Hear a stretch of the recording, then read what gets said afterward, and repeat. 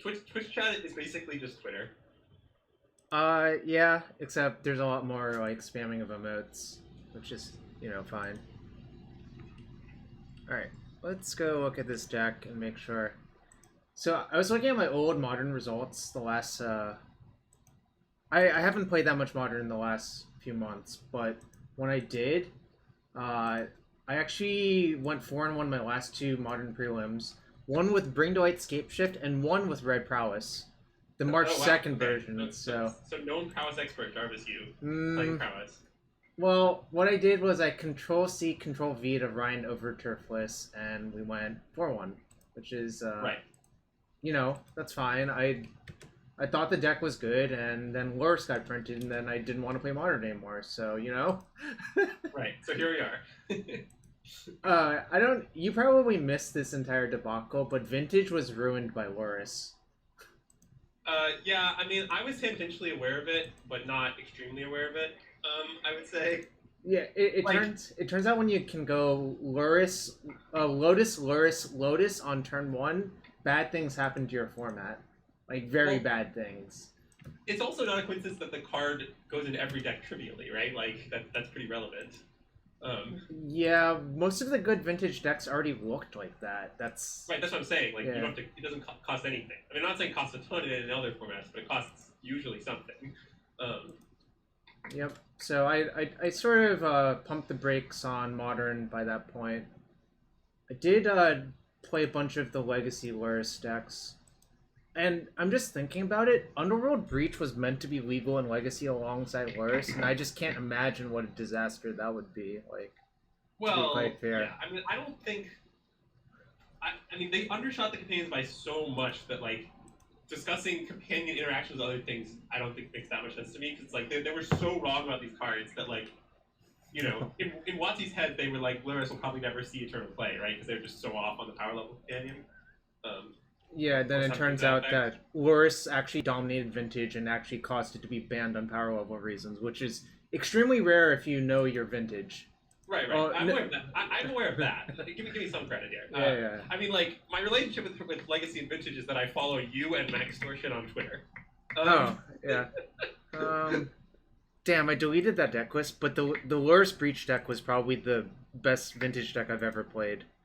It was winning everything. Luis and Mengucci said it was probably the best deck they've ever played in their life. So, and now no one can play it. So, there you go. Yeah, well, that's very believable. I mean, I don't know. It seems reasonable for them to unban Loris at this point, but I don't know if they ever will. Yeah, but enough about cards that they're not going to unban/unnerf. Tell me about this deck.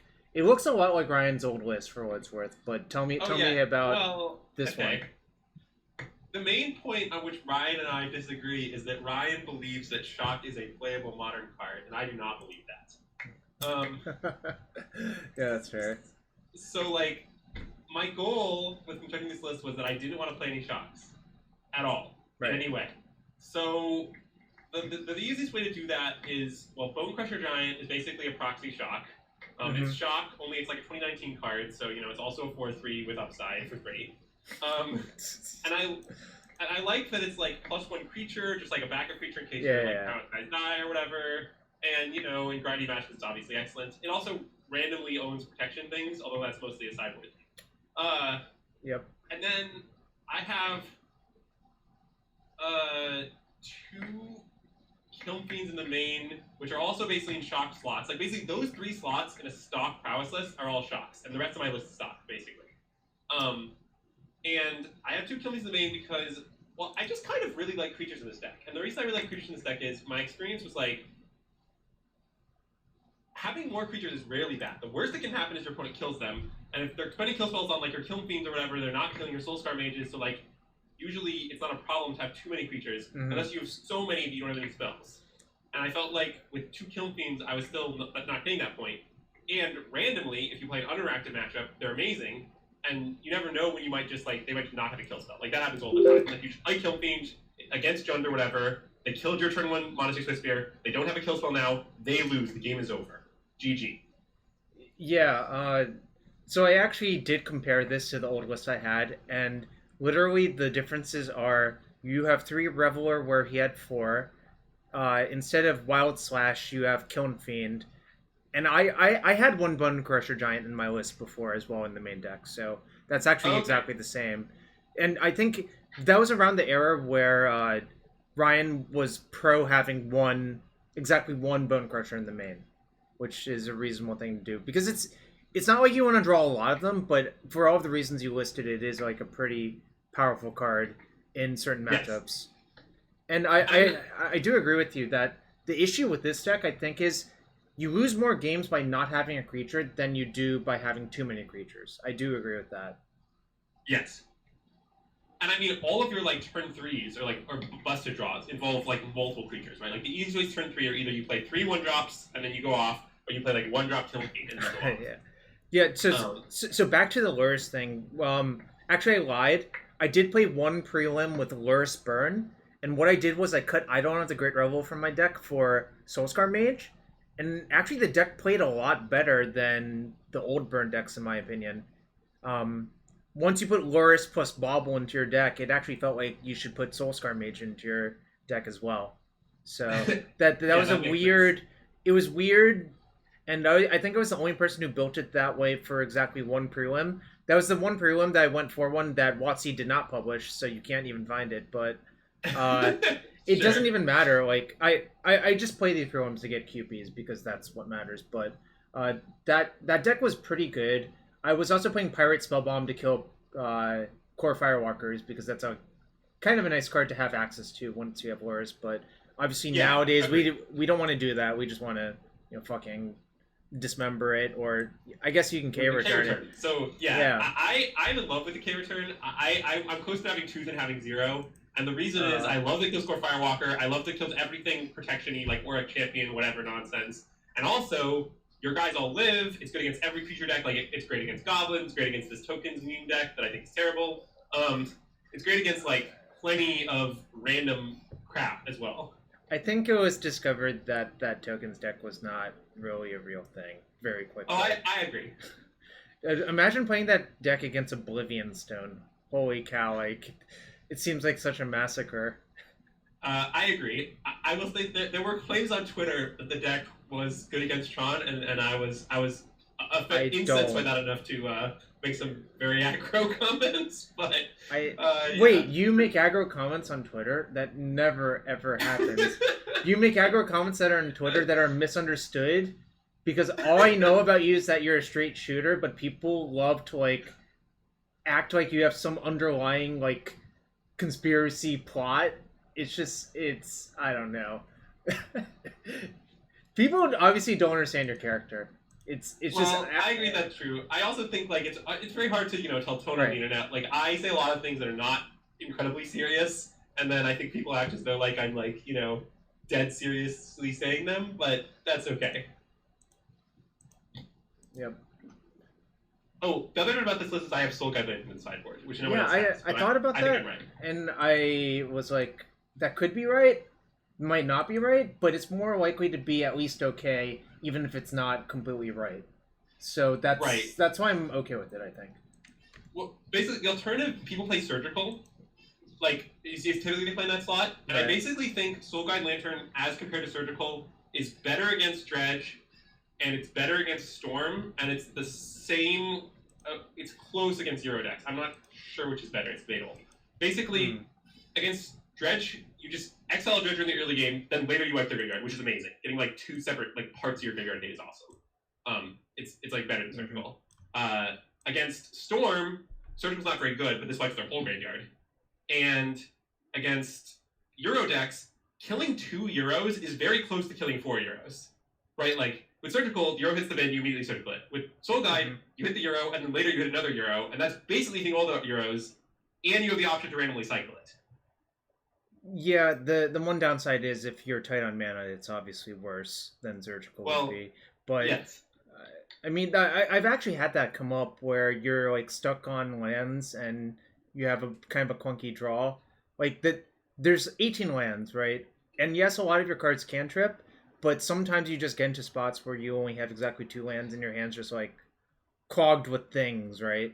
So in that scenario, I think it would be worse, but I think that's not enough to discount it versus the times where you would rather have the option to cycle or wipe out their entire graveyard, like you mentioned. Yeah, I agree with that. I'm not trying to say, like, Surgical has no... Like, it's not that there are no spots where Surgical's better, there certainly are. I'm just not sure there are matchups where, on average, it's better, if that makes sense.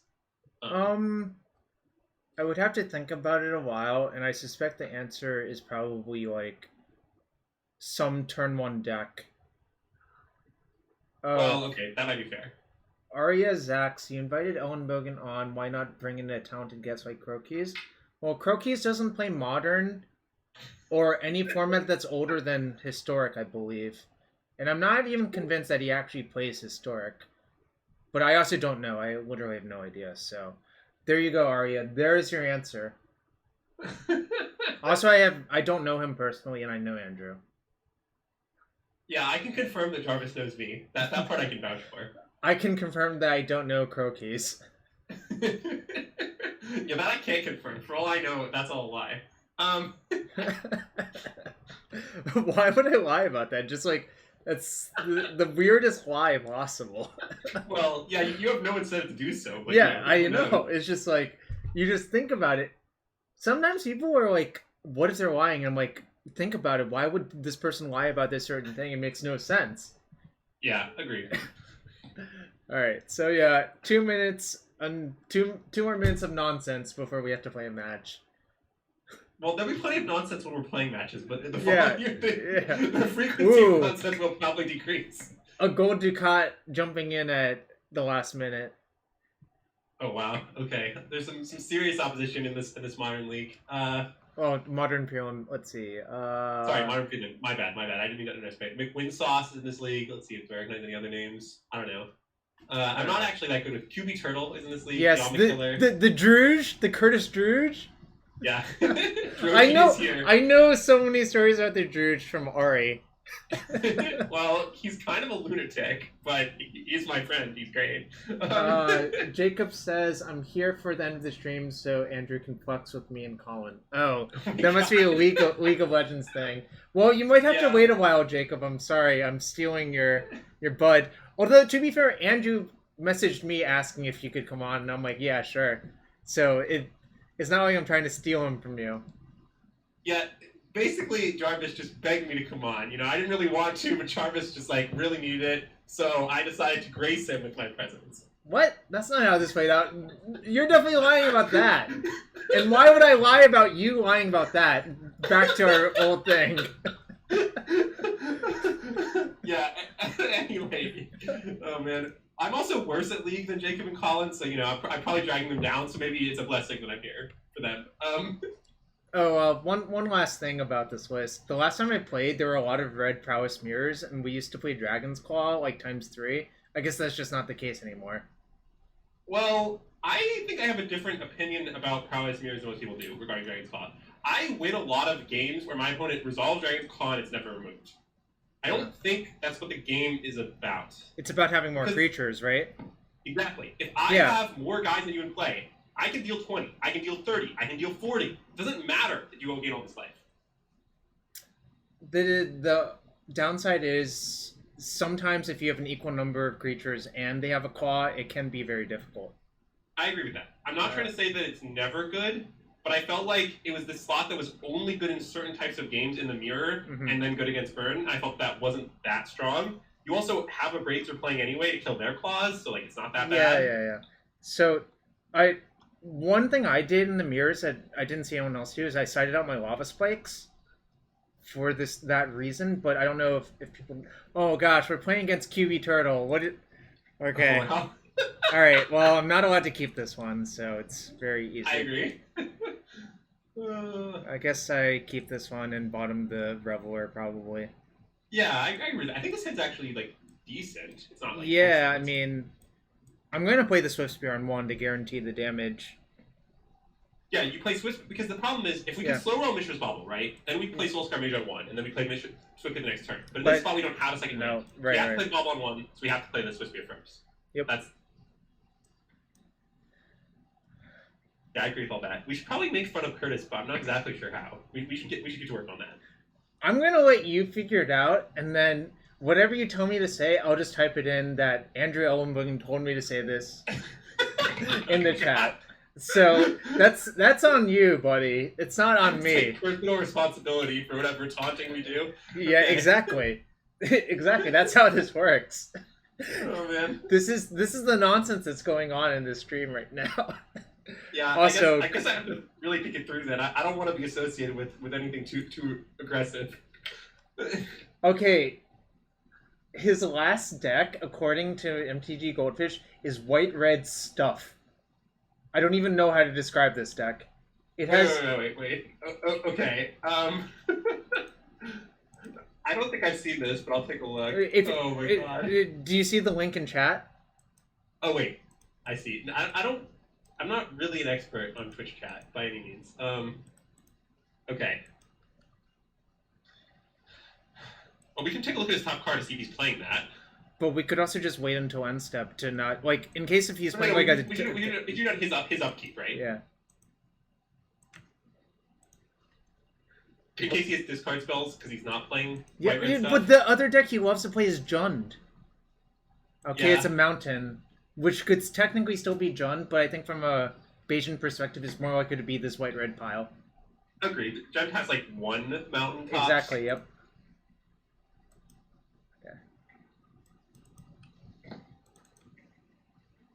Uh-oh. Alright. Okay, I guess we're playing this game.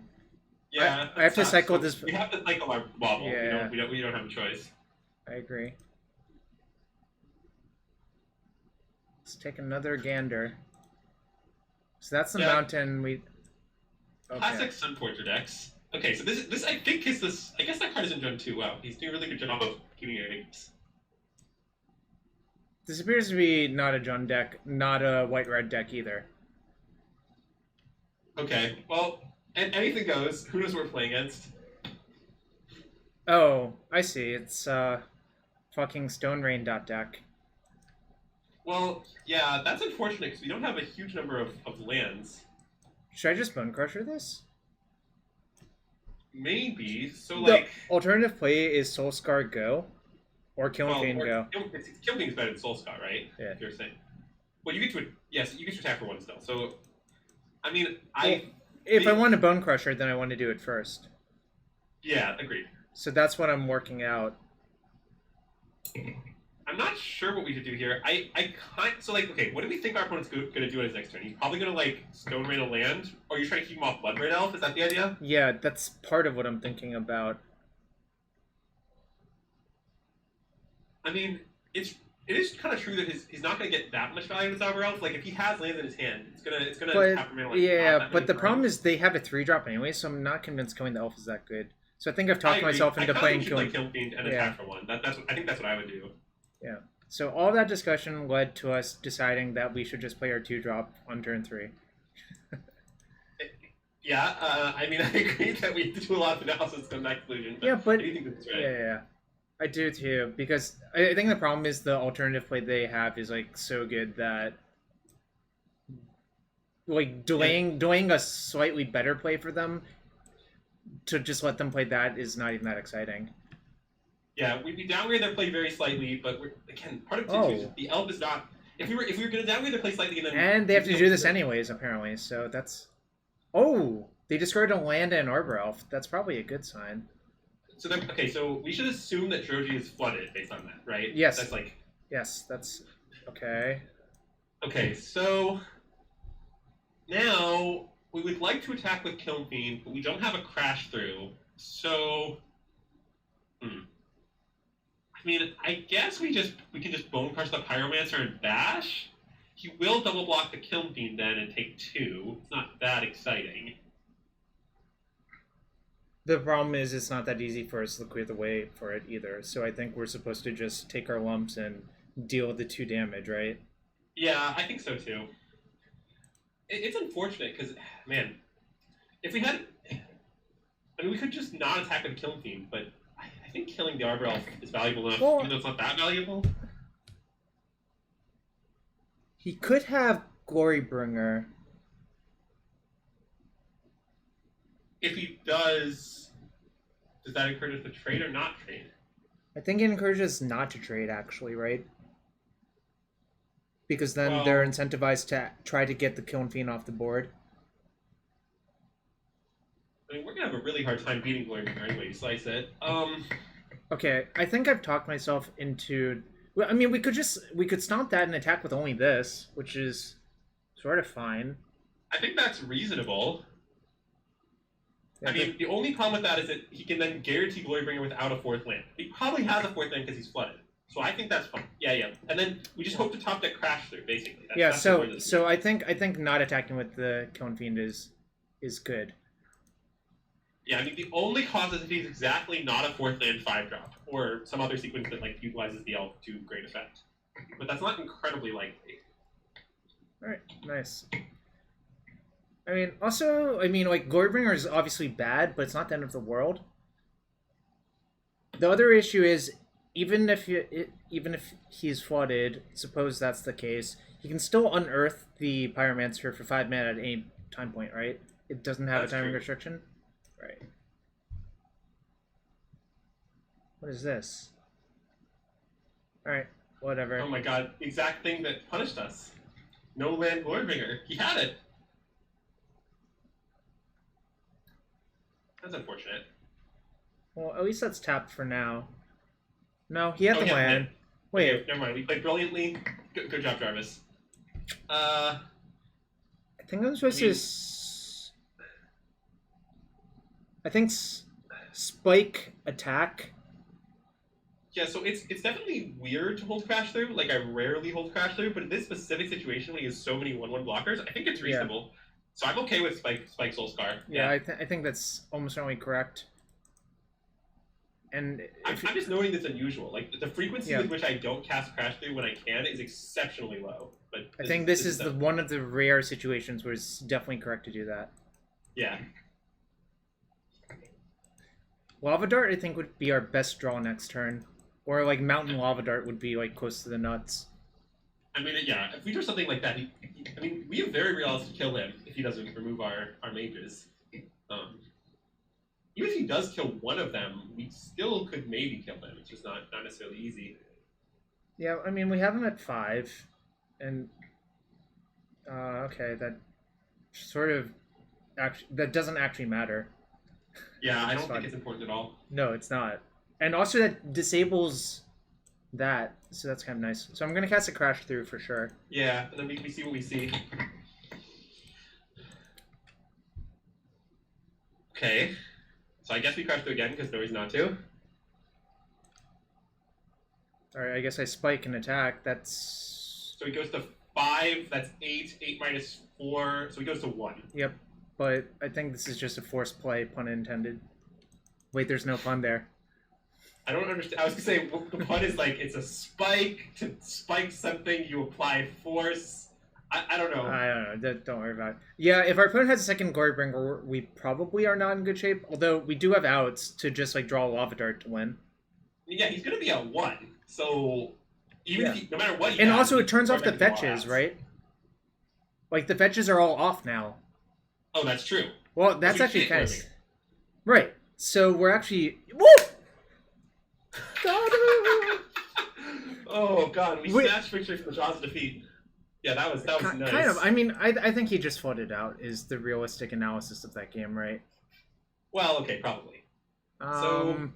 I don't think this is actually good in the matchup, but I could be convinced otherwise. Oh, no. I probably put it out here.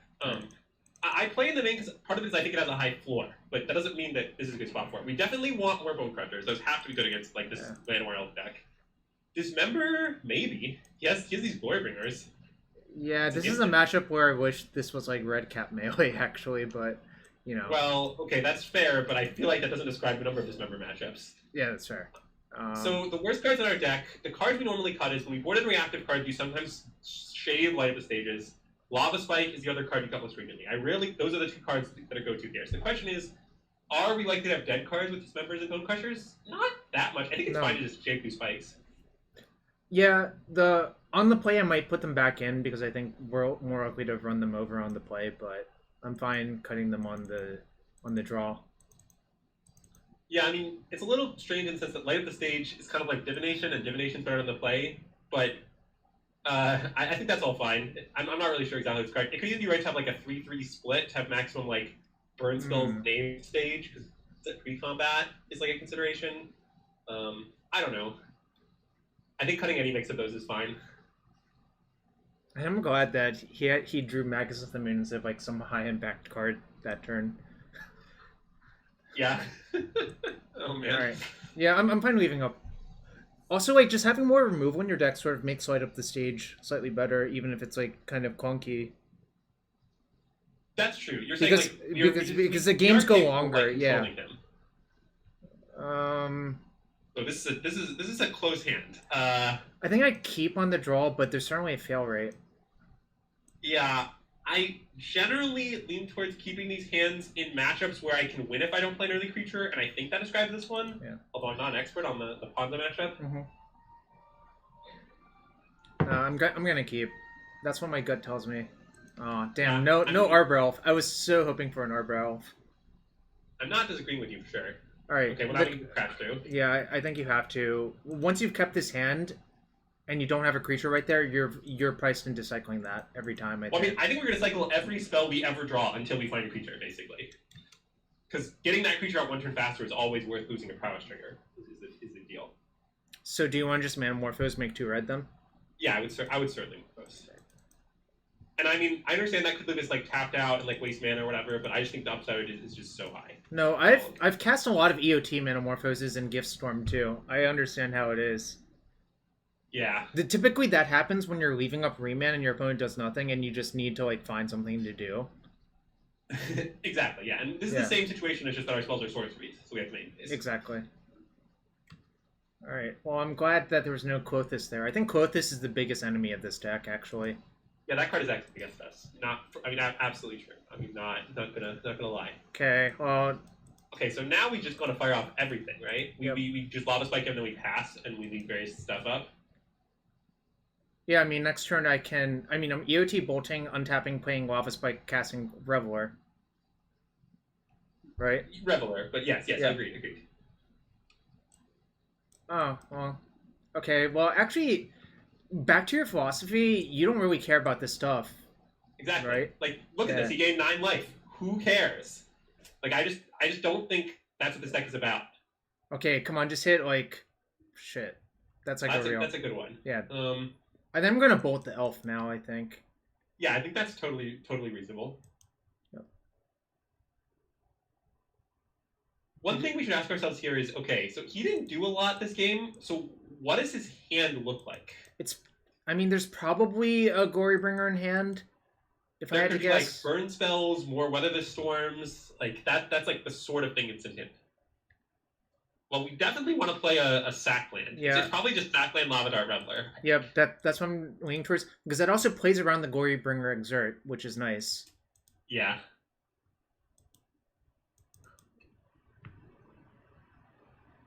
Okay. I think I'm not supposed to play these to pump that next turn.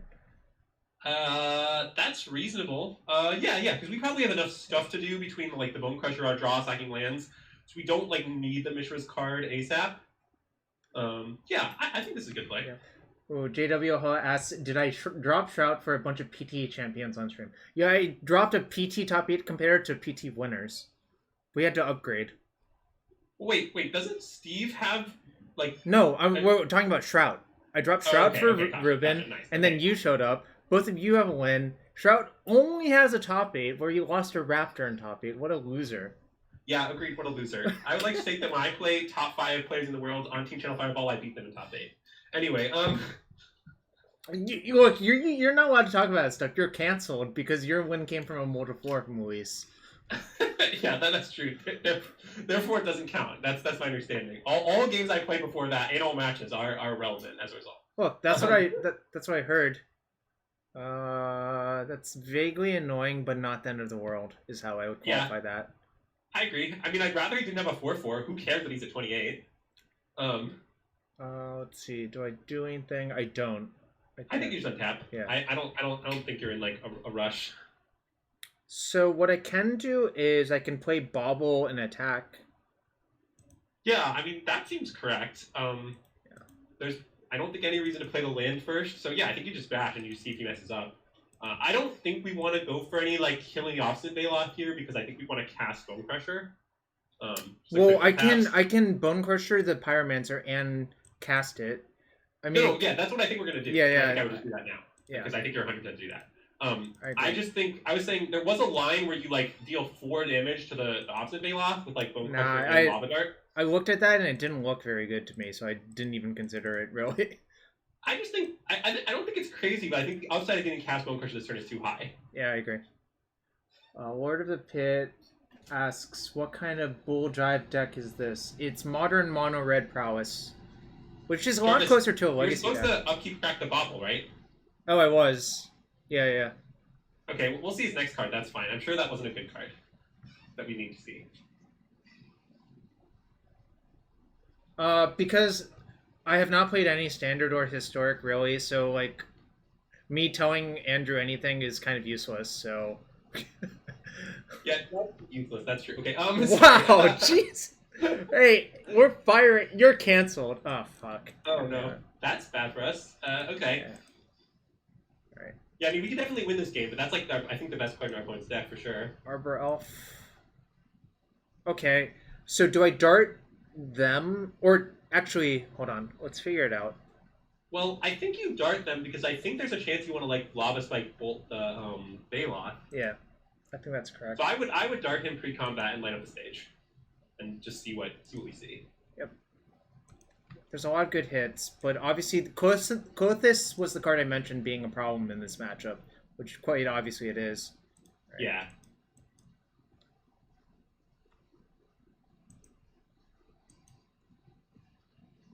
Okay, so now we can crack Fiery Islet, and I think I would do that. Yeah, punish for not making black, actually, if I wanted, but I think it's so rarely correct to make black.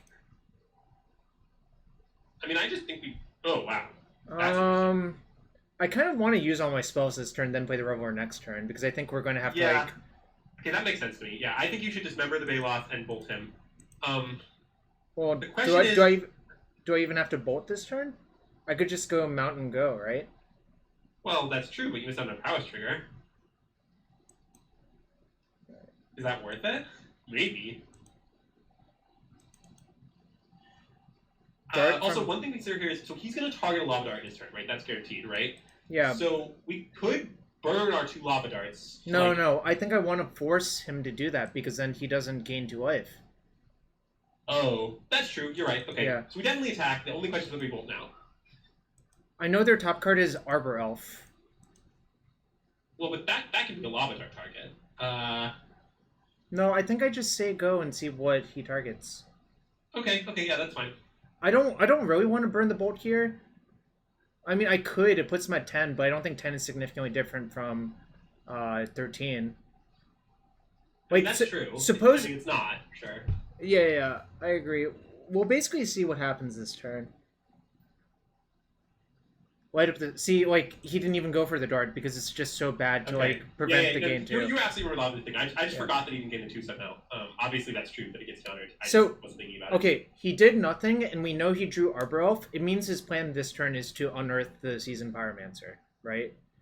Right. So I can just untap... I can just untap and bolt, dart, the blockers, right? Well, it's complicated. I think we might want to play Bedlam Reveler pre-combat. Yeah, but I want to get the Prowess trigger. I don't think mana's going to be a bottleneck, is what I'm saying. Oh, you just want to untap, bolt him, Bedlam Reveler. Yeah. You still have to bolt him, is all I'm pointing out. Yeah, that's reasonable. That's reasonable. Okay. It's only a bottleneck if you draw, like, an expensive card. That's not an expensive card. Nice. Do I want to cast the dart too is the real question. Well, the other option is cast nothing. It's just attack with these 2 cards in your hand. Which, now that we have dart 2, is not crazy, right? Actually, is that lethal? Alright, 3, 4, 5, 6, 7, 8, 9, 10, 11, 12. So wait, sorry, I'm kind of differently than you. We're going to trigger Prowess 5 times in this script, right? Yeah. Exactly 5. So that's 13 damage. Our guy's an 8-power thing. It costs 2 pings to kill his guys. We deal 4 to him. So he goes to 11, we attack break, so he ends up at 3 life. So it's very good, but it's not lethal. So I should bolt dart him, I think, first, and then cast the Reveler. Okay, yeah, and just go for lethal. That sounds reasonable. Because then if I draw another 3 damage spell, of which we did cut a few. Swiftspear is also lethal, though, right? Well, even like Swiftspear is certainly lethal. Even like crash through into like a random spell might be lethal. Yep. It's not hard to lethal from this point because it's two spells is lethal, right? Or I guess one that's cost 0 though. Okay. Okay, Swiftspear game. Is there anything you'd have here? I don't think so. I mean, Well, I think you have the lava dart blockers, right? So, yeah, exactly. I have 3 lava darts though. Yeah. So the problem is that even if it's bolt, we like cast the first dart, we let it resolve, and then we cast second dart, let it resolve, and like switches at the beginning. Yeah, exactly. Like incoming Weather the Storm. I don't care about Weather the Storm. I actually just literally do not care about that. All right, Curtis did the math quickly. He's like, all right, dead. Yes. So it's normally there. Our opponent gained 13 life. And it did not even matter. It didn't even come close to mathering, right? Yes. And that is kind of my point. Like, if you are not killing Prowess' creatures, the amount of life you gain is just not important. Oh shit, we finished our match too fast. That's gonna be a common theme, I think. Alright. Well, yeah, Jarvis, I'm sorry I gave you just an incredibly busted deck that wins all its matches extremely quickly. We could have played a busted deck that wins all of its matches extremely slowly. I know you like to play a good control deck, and that's all I'm saying. Alright. Yeah, I think that's fair. Fortunately, I have something else lined up for a few minutes at least. Have you seen these Sporkle quizzes? Wait, whose quizzes are these? This is friend of the stream, Armath. I don't know their real name, but the idea behind this quiz is it's a word cycle quiz. So you start with /Panther. The next card is going to be Panther something. Okay, and then it's obvious the words cycle through essentially. So let's give this a go. The last word of each answer is the first word of the next answer. So /Panther. You can also go backwards. Like the dragon's card is something / Wild / No, it costs 2 in a red and is an instant and is a common. See, Wild Slash is none of those things. I knew you were going to say Wild Slash, and that's just not the case. Well, it was on my mind. So I also don't know any cards that start with the name Panther. Panther Tigers, maybe? Panther That's Warrior? a card? Panther Warriors. It was Panther Warriors. Okay, so now Warrior... Oh god, it's a Warrior's Oath, I think? It's Warrior's Oath, yep. Okay, so now this is it's Oath of Liliana, right? Yep. Yeah. And this is Liliana Heretical. No, it's Heretical Healer, you're right, you're right. It's 1BB 2-3, yeah. And this, I don't know that one. Healer...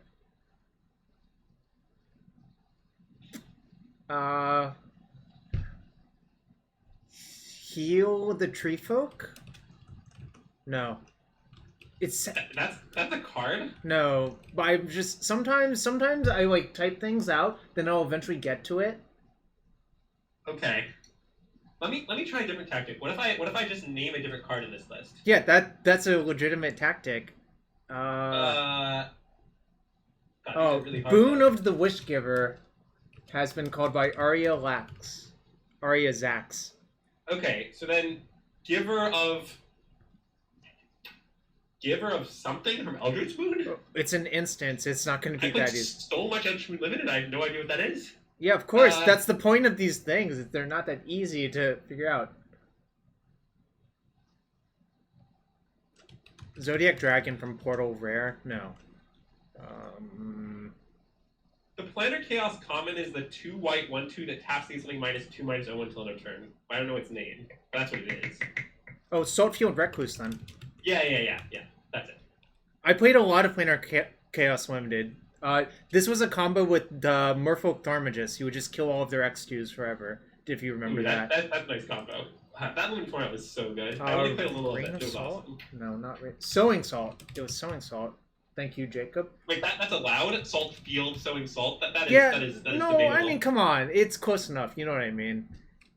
So wait, this card has to be Give Ground. That's the name of the card. Give Ground? It could be like Given Ground or something. Or Giver's Ground, or... You know what I mean? I thought the name of I thought it was an instant called Give Ground. Maybe that's just a made up card. That sounded like vaguely familiar to me. Oh god, what is the rare rare samurai from Kamigawa that like puts Bushido counters on things? That puts Bushido counters on things. Yeah, I don't remember what it's called. Wait, Pepper Smoke is a tribal sorcery from Lorwyn. That's definitely Pepper Smoke. Oh. No, because it's actually Boggart Birthright. Oh. Pepper Smoke is an instant. Oh, Paraceline! Right. Thank you for the resub. Shout out to Paraceline, aka Elspeth, aka Avison. Avison at Player Store Phoenix. She was Avison. Oh, that's awesome. Yeah, it was very impressive. Sensei Golden Tail sounds right. Yes, that's what I was thinking of. Remember? What I'm learning from this task is that Jarvis is much better at this than I am. Dude, all I do is just play Magic, or I used to play lots of Magic, and I would just remember random things. 4GB Uncommon Sorcery from Return to Ravnica. Oh, shit. Rites of Reaping, I think. Yep. Oh, you're right. Jeez, that... Airstaff Bogart. What is the text of that card? I have no idea. I think it's like a creature gets -3/+3, and one of your creatures gets +3/+3, or something like that. I see. This is a snake. This is like a 1/1 Death Touch creature or something. It's like something adder. Yeah, Snake Adder. No, That would be a weird name, because adder is a subset of snake. Like whip... I don't even know. Magic 2010. What Grand Prix was that? I don't think I played that one. Oh no, I did. It was Boston. It was actual Boston. Okay. Not Boston Worcester. The common... No, it was because I remember I stayed with my friend in Cambridge, and I just walked to the site. Or took the T to the site. Yeah. But the thing is, they can't do that anymore because it's just so expensive to go to downtown Boston. Mold Adder sounds right. Oh, okay. So, X and a G sorcery from Return to Ravnica. Jeez, what is it? What does it do? Probably makes like an XX token if I had to guess. Oh, it's the wait, is this it? Sliming mold? It sounds sort of right, you know what I mean? No. That's what I mean. It's signing something. The art is like this green, like squiggly thing. Slime molding. Slime molding? Yeah, there we go. Yeah. Got it. Okay. I did cash a Grand Prix in Return to Ravnica Limited, and I did cast that card during that tournament, so I should really know it. That doesn't mean you should remember it anymore. That's how it works, Jarvis. I don't make the rules. Pact of the Titan, I'm pretty sure is a future sight rare. Because the next card is Theros, and there's only Titans in Theros. Oh, that does make sense. Titan of Eternal Fire, I think. I have no idea what that card does. And this is Fire Dragon, I'm pretty sure. Which is just like a big dragon that like splits damage equal to the number of mountains you have from Portal. Jarvis, that card was a key part of the brief period of time where my friend group broke Momir Basic. Yeah, that sounds alright. It's not Dragon To be clear, we went to 9s every game, and we had a deck containing greater than 40 mountains. Wait, your deck had greater than 40 mountains? Yes. So you had like 5 of each other. Yeah. That and like Vampire Dragon. Absurd, right? If you got to 9 mana, Fire Dragon was awesome, and there weren't many 9s. So you hit it all the time, and so we just thought it was better to always hit 9 and then just have like 6+ mountains in play. Kelvindale coming in with some of the ones I forget. Like Dragon Mask, I don't remember. Mask of the Mimic, I vaguely remember. Okay, so this is one of the mimics from Gatecrash.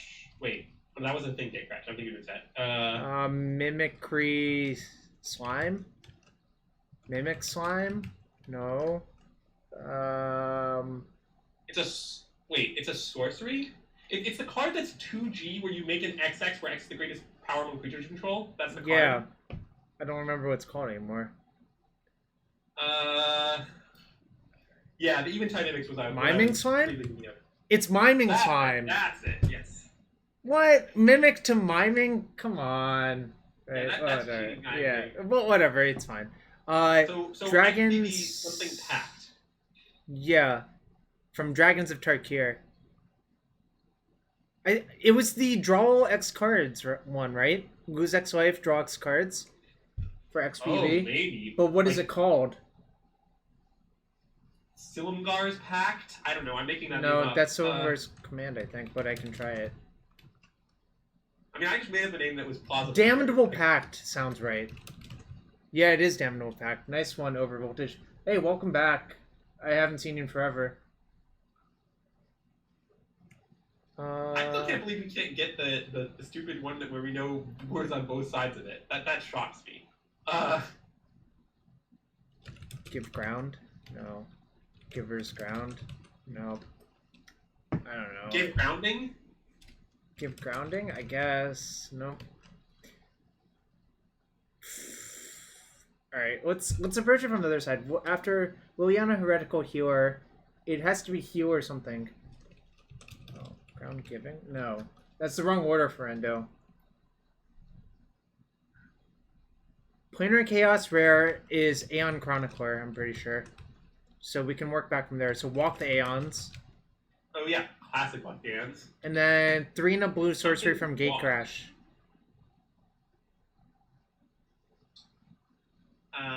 Chronic Flooding on the other side, if you remember that shit deck. Oh god, yeah, before they had the Green Wolf version that was actually good, yeah. I remember it. I played against that version at GP Phoenix, where I was playing the version that didn't have Chronic Flooding. Yeah, your deck had less bad cards, therefore you won, probably. Oh no, my opponent beat me badly, but...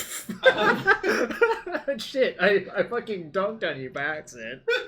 Because you should be favored, because you have less bad cards in your deck, but then you just got killed quicker, I guess is what actually happened. Yes, that's what happened. And maybe they were legitimately favored in the mirror, I have no idea, but...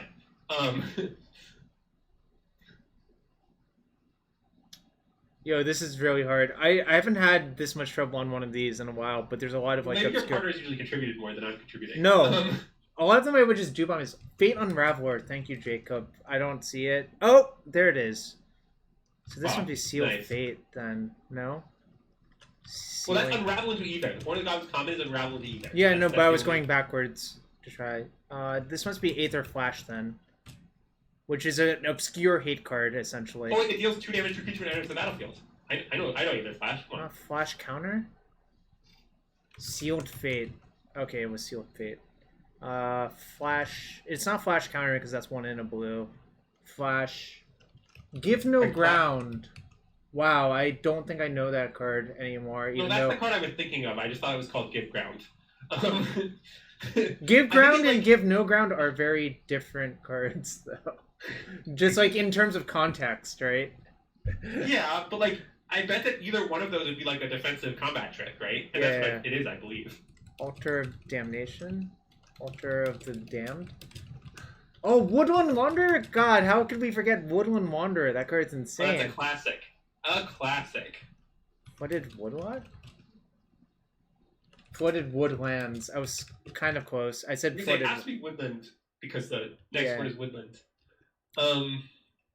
Wandering Spirit maybe for the next one? No. It's from Alliances. That one's. I'm not sure I'm very good at the game of name 3 Alliance cards. Force of Will, Scars of the Veteran, Pyrokinesis, Contagion. Okay, fine, you got me. Oh, it's Wandering Mage. That makes sense. So this must be Mage's Boon. Mage Boon? Magus's Boon?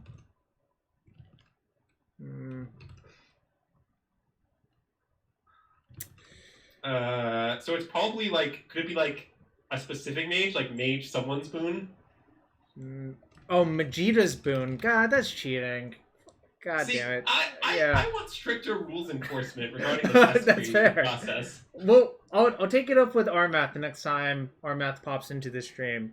We'll be like... Okay, that's all I can ask. Let's check. Oh, 22 seconds. All right, I'm not going to give up. We'll come back to it after the next round. Because giving up is for giver-uppers. Yeah, that makes sense. I mean, I think giving up would probably result in us solving more quickly, but on the other, like, as we'll get more. But that said, you know, we gotta complete it. Yeah, I refuse to give up until I'm actually beaten on time. Yeah, that's very reasonable. I mean, I do think there's a pretty good chance we do get beaten on time, but yeah. Our opponent was last playing Eldrazi Tron. I don't love this matchup generally, but we are in the play at least. If I knew it was against Eldrazi, actually this hand sucks for everyone, so I'm gonna just mulligan. I would mulligan. Yeah. I would definitely mulligan. I mulligan almost every 4-land hand in this deck. There might be some that I keep, but not many. I think we have to keep on 6 and just bottom a mountain. Yeah, God, I think I very certainly mulligan this on 7. I think on 6 it's close, but keeping is fine. Man. Yeah, I mean, the problem is, like, I think this is, like, a functional game plan on 6. Yeah, I mean, I guess the reason you'd mulligan is that if your hand is 2 lands and 3 spells, and none of the spells are Bedlam Reveler, on 5, that might be better than this hand. Yeah, that's probably better than this hand, but, I mean, I agree this hand's borderline, but I'm not going to mulligan. Yeah, I don't know. Okay, oh, that doesn't appear to be Eldrazi. This Lava Dart looks a lot more appealing now. Actually, this Lava Dart looks great now, is what I'm going to say. Nope, never mind. Take it all back. What the fuck does this mean? Are we just cycling Sunbaked Canyon, like, immediately? Or is that crazy? I'm just going to play a land, attack for one, and say go. Okay, that sounds fine. Yeah, in that case, you're definitely Sunbaked Canyon, because, I don't know, maybe there's something you could do that would cause us to want to cycle it badly.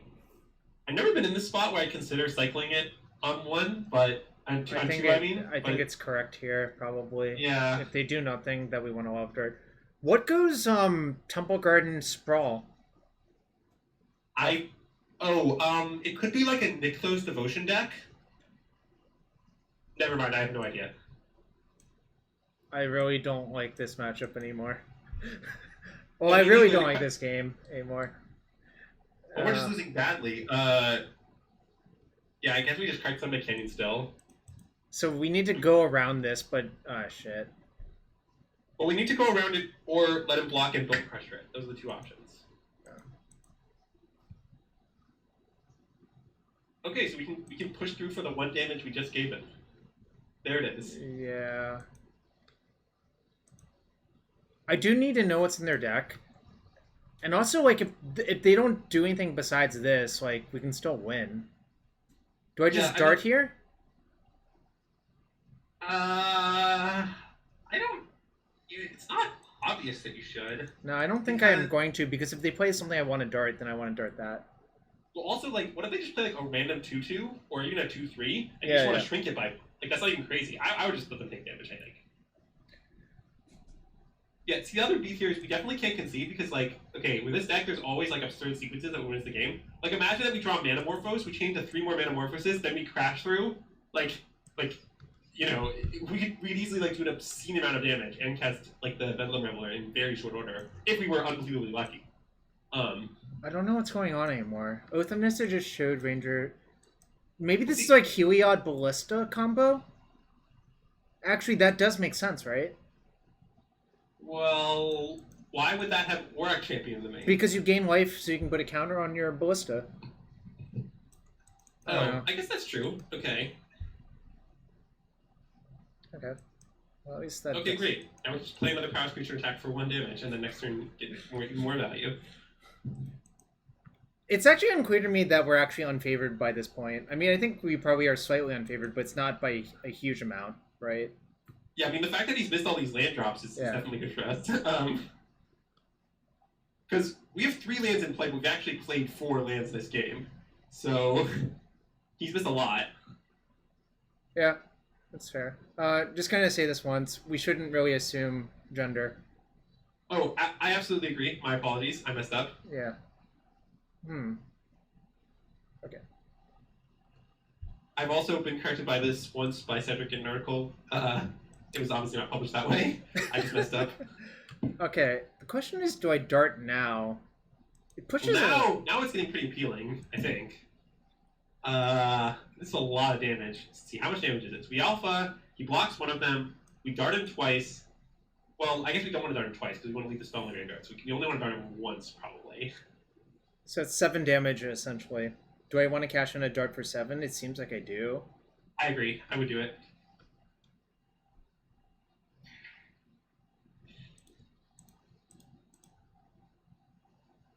I'm ready for something, like, really weird to happen, like Path to Exile or some shit. Yeah, I mean, anything could happen. All we want to draw from this point is just cantrips. Just Just that's what we need.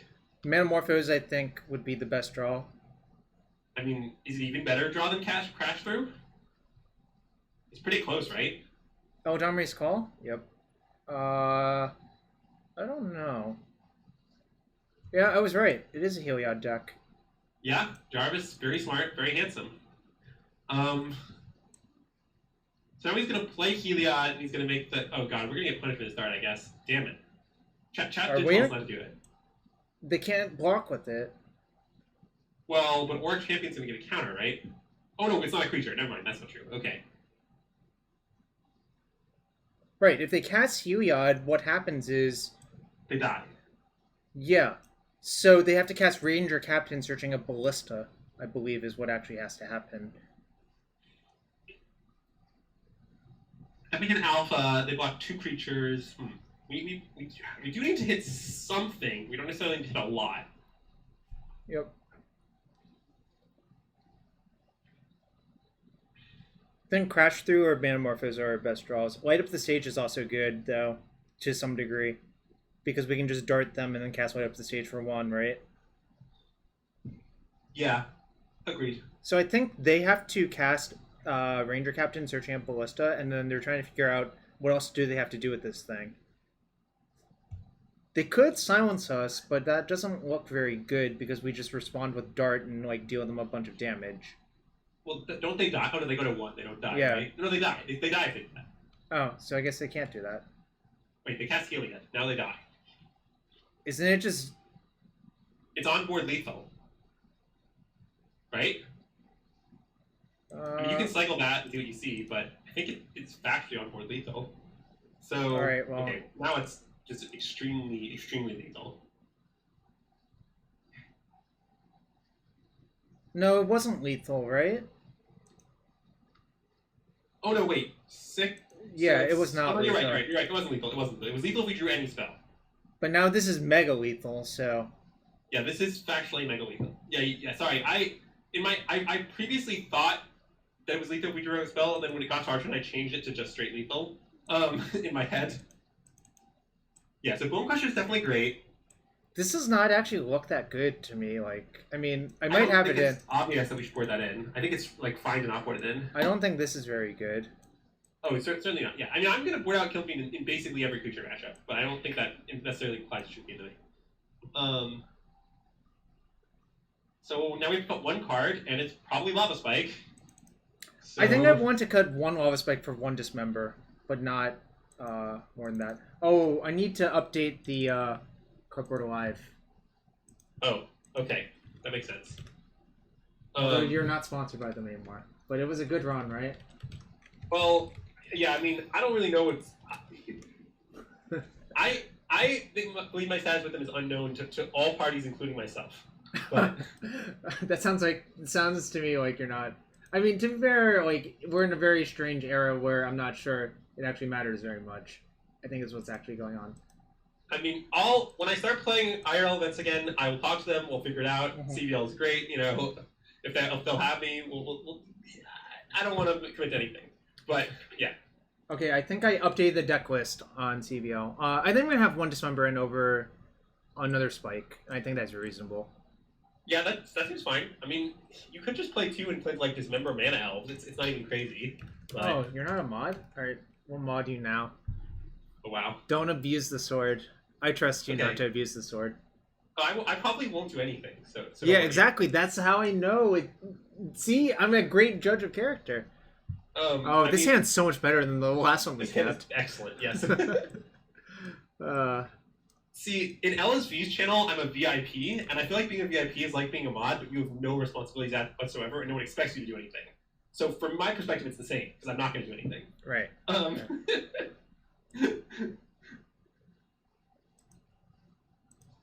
I wonder if this is going to be a game where they, like, play an Auric champion and we just, like, overload it with Crash Through. That would be awesome. Yeah, I mean, I'm not too sure, because the thing is, if they played a champion right now, like, if their line was just, like, fetch a plane, play champion, we might Crash Through on our turn. What if they say go? Well, now! I'm going to cast... So I think are things likely to get pathed? but I do want to just cast Crash Through, I think, to induce Yeah, the I think I would cast Crash Through as well. I'm not sure I'm going to cast both of them, because I think if it connects, I kind of would rather cast Light Up the Stage. Well, but then you're not... I mean, we could just set up next turn, like, Bolt Light Up the Stage, but maybe that's worse. Because now that you do the Bonecrusher Giant, you have a lot of action in your hand. Like, you'll be able to do stuff next turn that'll be good. See, like, now I might Crash Through again, now that I do Bonecrusher Giant.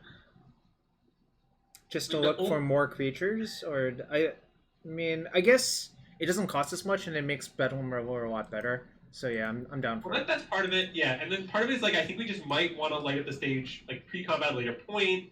I think that, like, there's a bunch of draws that make our hand better. Creature, I guess, being the main one. I'm basically just not too fond of... And also, the other thing is, they don't have Aurora Champion, right? If they had Aurora Champion, they would have cast it last turn. I agree. 100% they would. They're probably just casting Elwood Armory's Call. Yep. And then we'll see what they get. But so, like, the major reason to hold on to that is that you're worried about our champion, but I'm not too worried. Oh, okay. Well, Firewalker is kind of annoying, but we do have Bonecrusher Giant. Yeah. Oh, they have blue. Okay, yeah, it's not immediately obvious to me that you would have blue in your Heliod combo deck, but... I mean, it's not obvious to me that you have green, to be honest, but... For Elwood Armory's Call, it makes sense, I think. Yeah, I guess that's true. And then maybe they have, like... I mean, they have, like, Collected Company? I guess probably not, because they have probably 4 Ballista. I'm not too sure. So how do I want to play this now? I think it's a trickier question. I have a lot of options. Yeah, well, I mean, my go-to plan is... I mean, we want to bake them into blocking our Swiftspear and then Bonecrusher Giant and kill it, right? That's the plan. So should I bolt the elf then? Well... I could just attack and see what they do, actually. I think it's better to play a land, attack, and see what they do. Because if you will ideally... Oh, no, wait, I guess... No, wait, no. We want to Bonecrusher the elf. We're going to Bonecrusher Giant targeting the elf after the Core Firewalker blocks our guy. So we don't want to kill the elf. So the only question is, would you want to, like, Lava Spike pre-combat? I'm not sure you do, so they gain 1 life, so it's, like, better later. I think attacking is good.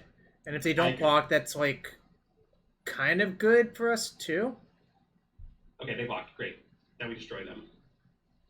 I mean, obviously it sucks if they have Path, but Path is always going to suck here, no matter what, so... Yeah. Also, didn't they have an opportunity to Path it on the turn they Eldamari's called? Yes. So I don't... I mean, they could have just drawn it, obviously. Yeah, if they top deck Path, that sucks, but, like, I have much less respect for top deck cards. Well, they did, so that sucks. This is still fine. We trade here, and then... We can also still cast Light Up the Stage because they took damage from their fetch, which I think I am going to do. Yeah, should do that.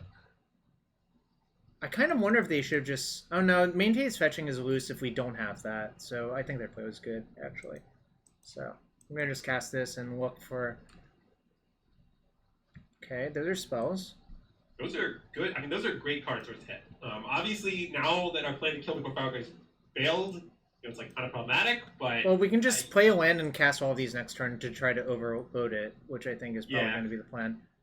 If they play a Ballista first, I'm going to just kill the Ballista with a Lightning Bolt before casting these, obviously. Well, you could...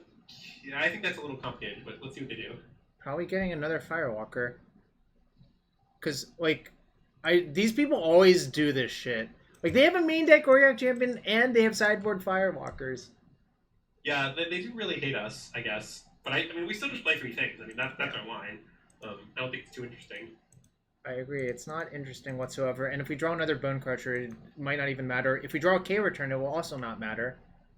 Because we will just, like, overload them by so much that it's just going to be... I think if we ever draw our K-Return, which obviously is only one of, but we will immediately win this game, that's my guess.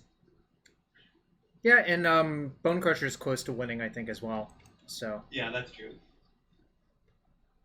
Actually, it was kind of debatable if I should have played another Canopy land there.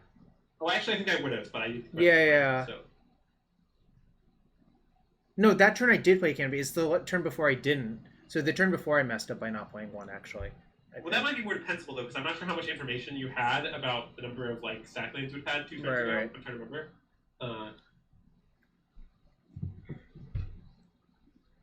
Certainly, seeing 2 turns ahead is very hard.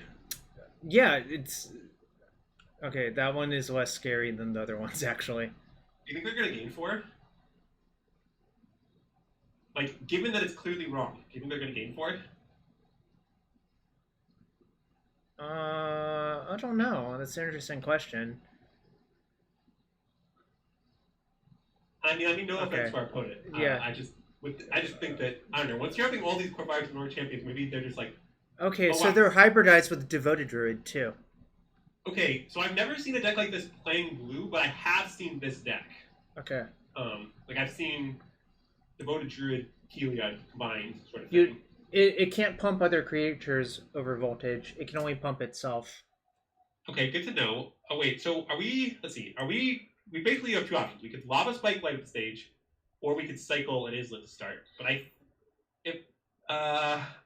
let's see. Are we likely to have decent attacks this turn? Only if we hit K-Return or Bonecrusher. Well, we could still just, like, bolt the Knight and push, like, a little damage, but not a lot. I think I am going to go with this and then see what we hit. That's what I think I would do. But I'm just, like, pointing out that, like, once you double Prowess, like, you're sort of saying, like, you're going to attack this turn. For some that's amount. fine. But we could also just, like, bluff the Bonecrusher, even though, like, it's kind of costly to do that, actually. Well, I mean, I think the alpha, if you bolt the Knight, is fine. Like, what are they going to do? Well, they're going to eat the Bonecrusher, but then they take 1,000,000. Yeah, I'd Morphose. Yeah, also, other Revelers are actually pretty good as well. Yes. Okay, so if you sack the Islet, we are losing the opportunity to buff Bonecrusher. Oh no, I guess we've already lost it. Okay, I would just sack it then, I guess. I could still draw it. Oh, okay. What if I bolt both of those? What happens then? Well, you definitely want to bolt the Knight. I think it's unclear, and I would play a land from your hand, not the land from exile. Yeah, I don't think you can we can. The next turn if you want that, yeah, but I don't think you do. All right. Then clearly killing the Knight. The question is, do I kill the Druid as well? I guess there's not a single card that they can draw that would punish me for it. Yeah. So the only reason to kill it is that, like, if you're not, I think I would not actually. I think I would just kill that and attack. Kill this. Yeah, just kill the Knight of Autumn and attack with everything. And if they choose to double block the Bonecrusher Giant, then we could consider bolting something at that point because it gets too much damage to face. But... One concern I have is, what if they double block here and block here, and then we only push 5? But if I bolt this, then they can't make that block, right? That's true. I mean, I think it's fine to bolt that because you'll probably end up doing it anyway. Yeah. So I think I am gonna bolt it then. Yeah, I mean, it could punish us, but it probably won't. I'm just not sure they would do that. Like, just chump block when they're at 23. Maybe I'm just not giving them enough respect. Yeah, I'm willing to trade this in for 12 damage. I think that's good. Yeah, they didn't even want to do that. That's fine. Yeah, I mean, they were like, do I want to take 12 damage? And they were like, no. I think taking 12 is probably too loose for them. Because they probably... Well, actually, I guess I don't know how their deck is constructed, but it seems like a Heliod is basically game-winning at any point, so I would try to elongate the game as much as possible if I were them. Oh no, that might punish us for that bolt that we cast. Because we might want to end up bolting out, but maybe we'll just find more stuff. Do you think they'll get Tormod's Crypt? No, they got Ballista. That also makes sense, actually. They have quite a few mana to pump into it as well, so I think it makes sense for sure, yeah. I think I'm definitely sacking that. Yeah. And we might just... I think we should lose the Mountain Exile and cycle another land, right? I agree. Yeah, we just don't... Lands are just not a limiting factor. Cards are. Okay. So the question is, what do I do now? I guess I might just attack them and see what they do. Yeah, I would definitely do that. And then you could just bolt or dart according to what they do.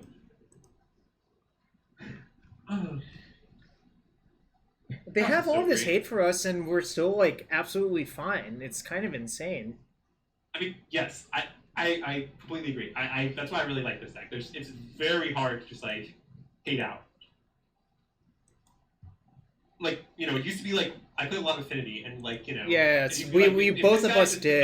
And he comes up and he's 4 Stony Sciences and 4 Grudges or something, like, you know, that guy's gonna beat me. But Prowess is not like that at all. Like, No, it's a lot more resilient, even though it doesn't look like it sometimes.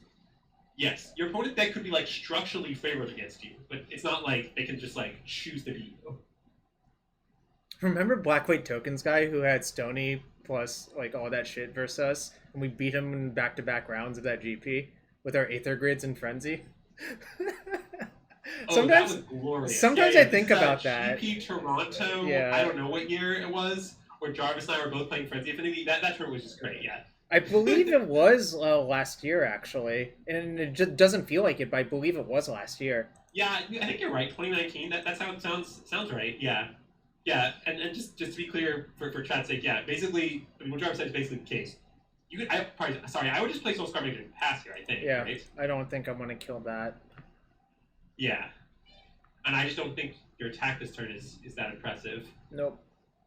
But yeah, the story is that there's this guy who's playing Black-White Tokens with just like tons and tons of affinity hate in the sideboard, including like so many sciences. And Jarvis and I were both playing an affinity deck with 2 main deck Experimental Frenzy, 1 Experimental Frenzy in the sideboard, and 2 Aether Grids in the sideboard. Yeah. And the guy played us in back-to-back rounds against both of us. He stony sized us in like both post-board games, and we just beat him very easily. Because we already had Aether Grid in play, I think was the key. We might have... I think I actually had both Aether Grid and Frenzy in play by the time I got Stonied. So, like, I actually was favored. Yeah, I mean, that's glorious. Oh, shit, that's not great. We'll see what our opponent does. I just don't see what we do about it. Like, if he goes for pings, we can respond. But I don't know if we want to, like, act first. I don't want to. I want to see what I draw. Remember, Vizier plus sort of counter Soul-Scar, which is kind of funny. All right, I wonder if that means I'm supposed to initiate something. Wait. Vizier counter Soul-Scar, you're saying if we can't actually lava down, we cannot kill anything. Shit, why the fuck does it work? Oh my god. What the hell? Oh my god, this is a disaster. Yeah, we can't do anything. So I just have to play Mountain Say Go, right? Yeah, I guess. It's not what I would describe as a winning play. What happens if I attack with everything? Okay, yeah, sorry, we should look at that. So we attack with everything. He's gonna block, I don't know what, probably, I would guess he blocks Bonecrusher, a Prowess guy, and that's it. So then we Lava Dart, I mean, he can't kill anything, because we can just play too many things in response, right? He, like, pings something, so we, like, Lava Dart him, he pings something, we let it resolve, he pings it again, we Lava Dart him, he pings it a third time. Okay, so he can kill one thing for 3 of his counters, by my count, right? So I think that's good. I think I should just attack then, and because, like... Yeah, I agree. Yeah. No, I think this is actually a good attack for Endo. I disagree. I mean, what's going to end up happening is we're going to, like... So now you have to dart him, right? Because... Yeah.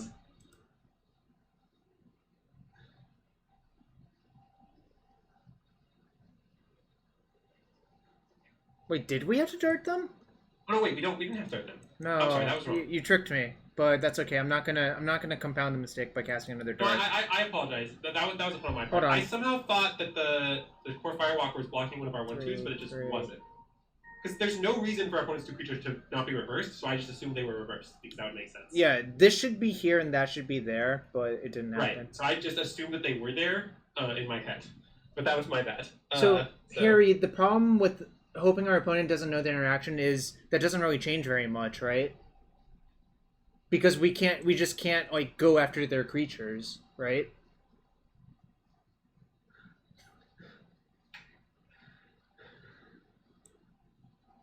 God, it's so brutal that this Unity is just owning us. No Life wants to thank you for your SCG article on the deck. Oh. Yeah. Alright. I think we just pass Absolutely. and just say go now. I don't think, like, taking more actions is actually good. Yeah, I think people playing blue are not correct, for the record. I will freely go on record as saying that. I basically just don't think Alright, so they killed our Bonecrusher. I'm fine with that. So that's why they blocked the 2/2 on our Bonecrusher. That I guess does make sense. I didn't consider this aspect of it. Alright, I hope we draw... They hit Temple Garden off their oath. That's a really good sign for us. It is, for sure. I mean, we're still in a pickle, but we could definitely get out of it. Yeah. We'll see what they do, is the reality. Alright. If we draw I think Bonecrusher is literally the best draw in the deck by this point. Well, yeah, sorry, it's Reveler. It's always Reveler by this point in the game. Yes, because it's just like a draw 3 for 2. Reveler hit. Oh, that's nice. So do I just attack and dismember that? I would go to 9. They put me to 6. Wait, when you say that, do you mean Vizier remedies? Oh, I guess I could go after a Vizier. But if I don't, I think that if I don't kill the Ballista, don't I just die? Because well, they'll slowly... you can then kill the Ballista, right? Oh no, you can just take 2 of its counters off. No, you can kill it. You can play. Yeah, you can lava start it 3 times if you would like to do so. So I guess I attack and see what they do, or maybe. I mean, I'm not sure if that's right. Is there any reason not to attack though? I'm at 9. I guess if you're dismembering the Ballista, you should attack. Okay, so we need to figure this out now. Because if you're dismembering the Ballista, you want to leave back 1/2s to block the Vizier. So therefore, we need to figure out what's correct at this moment. And I think it's competitive. Actually, I think I do have to dismember this, because if I don't, then my lava darts don't interact with their creatures. I could also dismember the core Firewalker, but I'm not convinced that's actually more threatening than the other things. Well, yeah, if you dismember the core Firewalker, then our lava darts just wait. So we don't like kill them or anything, right? So we like dismember the Firewalker. Yeah. Then we cast 3 more spells. So our creatures are all 4s. They block 1. They take 8. Yeah. Okay. Just double checking. Yeah, I agree with you. I think we have to play for a long game here, and I think that means we have to dismember the Vizier, and then we're probably going to throw some lava darts at the Ballista this turn. So that means I should attack then, I think. I agree. Yeah. We just have to think it out. Yep. Yeah, I'm not convinced this pro-red guy is our biggest problem here, last bar. That's why we're not killing it. If it were our biggest problem, we would be killing it with this Dismember.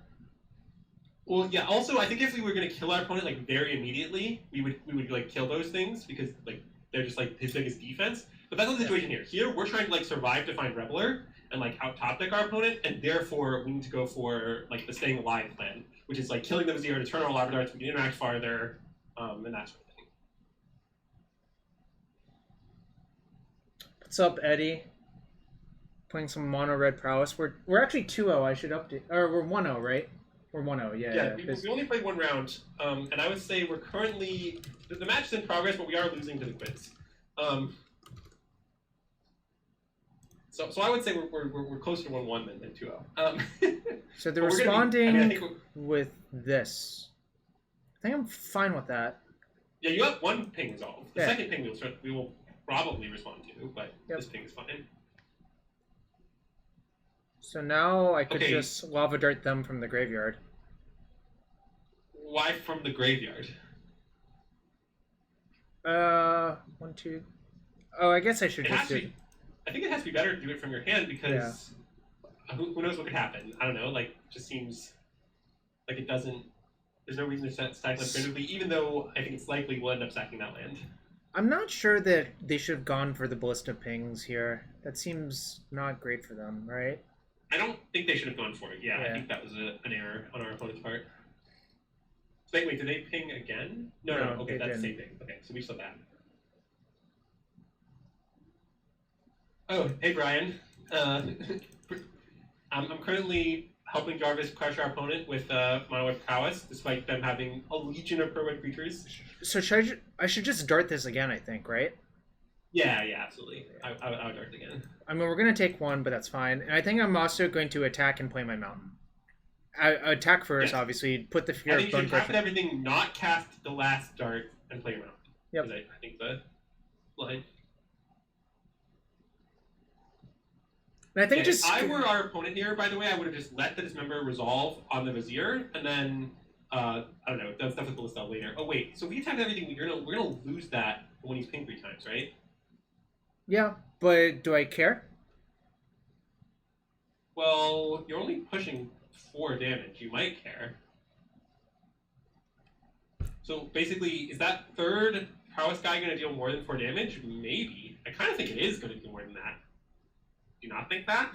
Okay, I can buy that. So just land go is correct then. I think I would play land go now. Yes, we've successfully, cut our opponent's army down. Hopefully, they can't do anything like too crazy on the next turn, but Yeah, they obviously have a lot of good draws in their deck, but we can't worry about that, I think. Yes. Oh, I mean, obviously, they're top decks. I mean, almost certainly top decks that, like, destroy us. But... Like, I think even Heliod would be plenty good enough to kill us here, I think. I mean, it comes into play, they immediately gain a life, so they get a +1 encounter on something. Then their creatures gain lifelink, they're unblockable, they're gigantic. Yeah, I think it ends the game rather immediately. Alright, so we have a better idea. Oh, what's up, Ryan? Ryan MTG? That's not the draw we're hoping for. Do I even play that land here? Probably? Well, why? You're hoping to bluff it? Yeah, it's either bluff or hope to draw Reveler. I think I'm supposed to just not bluff. I would play it. Who knows? We could Reveler to Reveler or have some ridiculous turn. Yeah, exactly. I just, like, I don't think us having one card in hand is really going to alter our opponent's No, that much. because, like, yeah. Oh, that's not good. What are they going to find? Oh, Bridge, probably? That probably just demolishes us. Do we have a Braid in the deck? We don't, right? Not right now. We didn't board it in because we didn't see card in game 1. Alright, so they're getting Bridge then. Reasonable. So they're getting Bridge. I'm not even sure a Braid is that good versus our opponent, actually, to be quite fair. Like, yeah, obviously it's good in this scenario, but I'm not sure it's actually good. Alright, so we're probably dead now, right? Pretty dead. Yeah. You can concede if you want to. I mean, we're not 100% dead, but obviously, like, we can only win by burning our opponent out, and they have Karn, they're going to wish for Ballista. Yeah, we're like... They already wished for Ballista with their previous Karn. Oh, I see. So they don't have another... Oh, I can't even activate that. Shit. I shouldn't have played it. Whatever. I mean, whatever. They are... Yeah, I think it's fine to concede here, if you would like to concede. I'll see what they do. Basically, our life equity is slipping away, but Okay, fine. That's true. Well, let's gain like 5 seconds and then I'll concede. Okay, that's fine. You can play out. We could learn. I mean, I don't even think it's really about the time. I mean, we could try to learn more about our first list because we definitely don't have like an exacting understanding of it. I don't think it would be crazy to board in some small numbers of Abrades in this matchup because I think I want Abrade over Dismember now, even like despite the Firewalker. Yeah. Oh man. I mean, are we allowed to have both? Lava Spike is looking pretty bad. All right, I'll concede now. I think we should consider having less spikes and having both of them. I agree. I think Spike is just, now that we've seen this Axis, it's not going to be that easy to burn them out. We actually do have to like take control of the game, right? Yes, we need to set up our deck to play a long game. And I think that involves having Abrades and Dismembers, and I would just have 2 of both of those and not have any spikes, is my guess. All right, I'm at 61 cards now. I mean, it's late at the stage because we boarded a bunch of situational cards, and because we boarded out our lava spikes, so we're less good at turning on late at the stage. So, like, I think that's like a pretty clear cut. Okay. Even though it's a grindy card, you often board them out in spots like this because, like, it's just not. You're just gonna end up hitting things that are awkward or expensive or that makes sense. Awkward.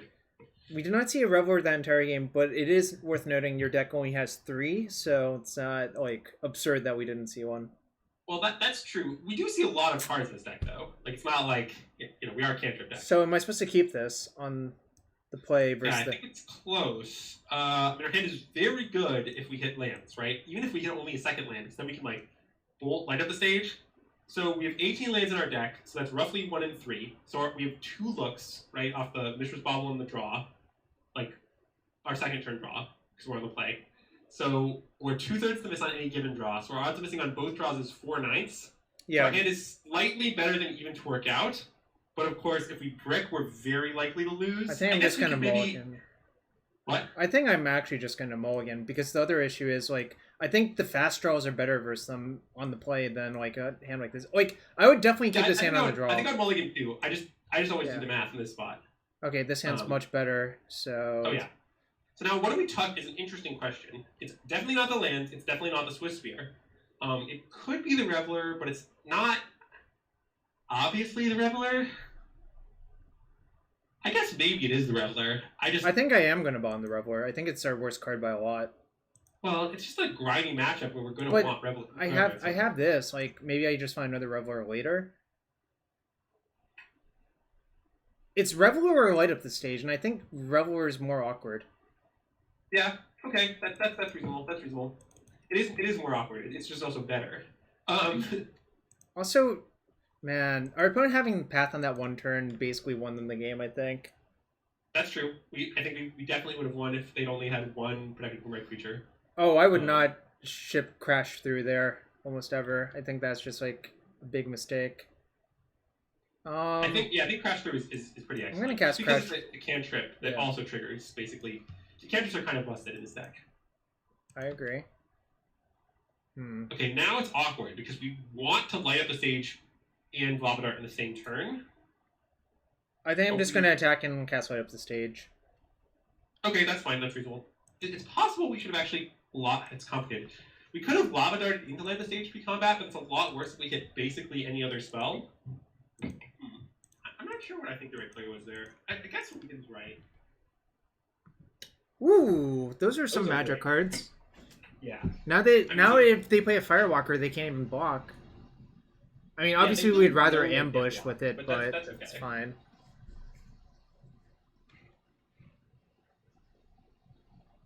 So they're like 100% to have some white card here, right? Given that they kept 7. Yeah. God damn it. All right, Dismember would be great. Agreed.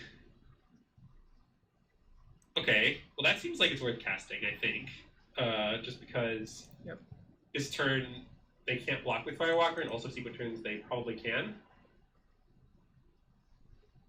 Because I think what we're just going to do is attack, Bonecrusher their face and cast Soul-Scar Mage. I agree with that conclusion.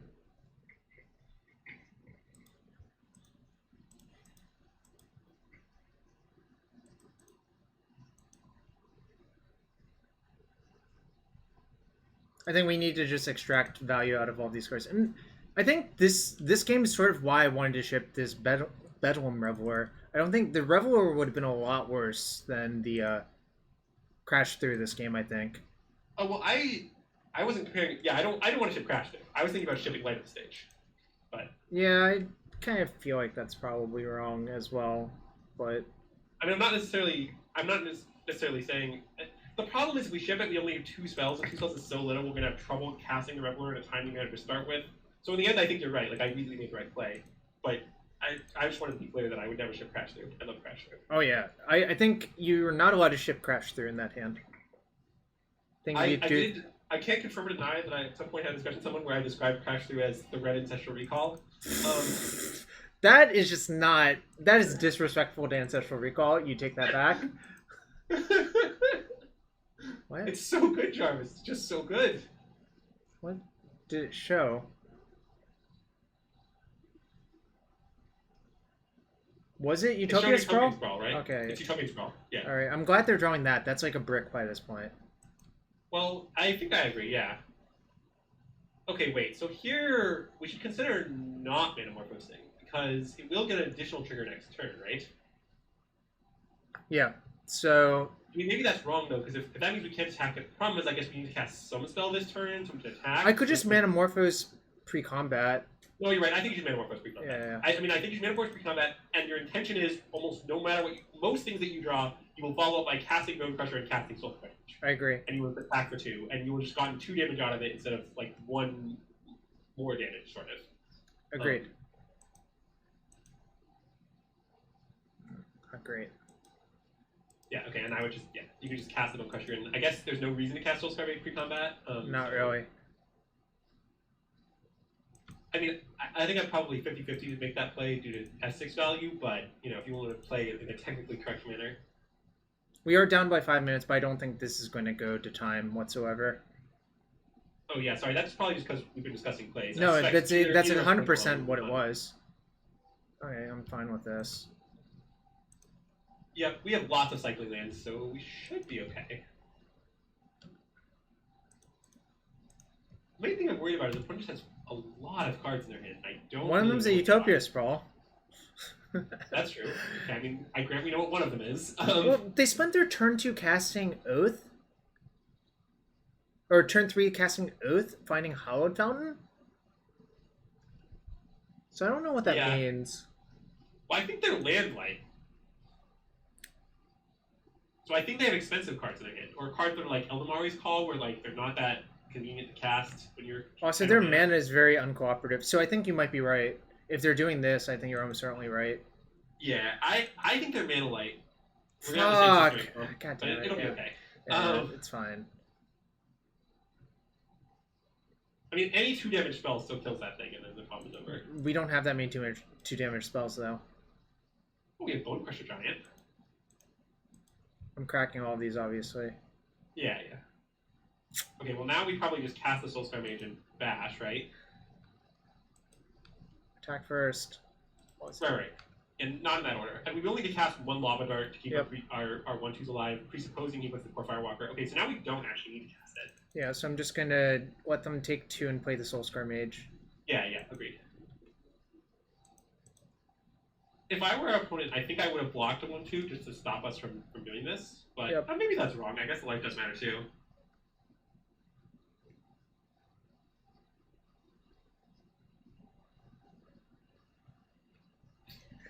Ari, maybe they have hierarchs they haven't drawn. It's hard for me to jump to the conclusion they would have hierarchs, but I acknowledge I don't know the answer to the question that you're asking. Do you think they're getting Devoted Druid?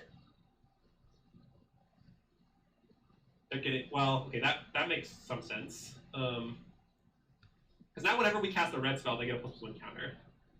Yeah, it's kind of problematic, actually. Not great for us. Dismember would be fine. It would be excellent. I mean, it might win us the game. This did not work out. Okay, so let's just consider the alignment. So if we alpha, they block 2 things, 2 prowess creatures get through. You can cast 4 spells. But they gain 4, so they're at 17. The spells are all damage neutral, but then our creatures both go to 10, so it's 10 inputs into 3. If I play this, it'll be lethal then? Oh, maybe, yeah. They will gain 1 from that, but actually does that matter? No. I think it's lethal. Is that true? 3 creatures get through. 3 creatures each will cast 4 spells that each have bind power, that's 15 damage. The lava darts are all damage neutral because we target them. Yeah, they're dead. That's so insane. I think Reality Hemorrhage is probably worse than Pyrite Spellbomb on average for what's worth, Kramer. Also, Kozilek's Return. Yeah, we have K Return on our sideboard, which is basically the same card.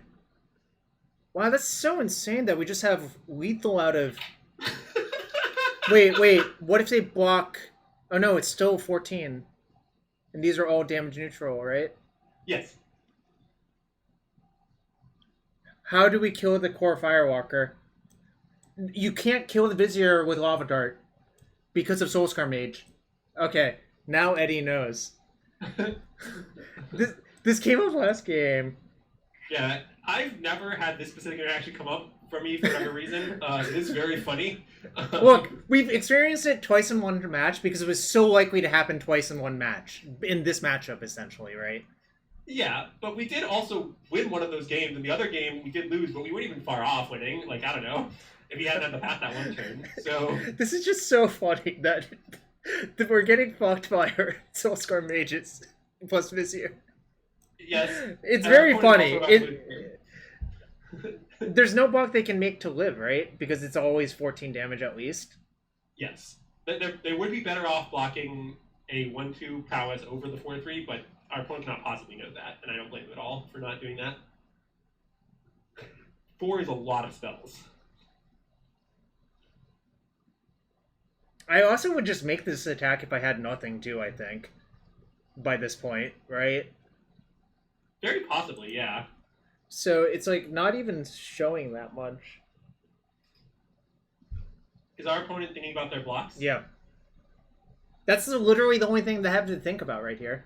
Yeah, this is a good buff attack, I agree. That's why I think like this doesn't really show that much. Oh, even without Soul-Scar Mage, Heliod invalidates darts on the Vizier due to the counters from Core Firewalker plus Heliod. That's true. Yeah, that's really funny too. Oh my god. That's insane. I mean, only because they control Core Firewalker plus Heliod, but yeah. Does control that. Like, that specific combination I don't think is incredibly likely to occur, unlike the other combination, which seems reasonably likely, but it obviously did occur. It obviously still occurred. But again, all these synergies, all these combos, you know, we had a pile of lava darts. Good enough.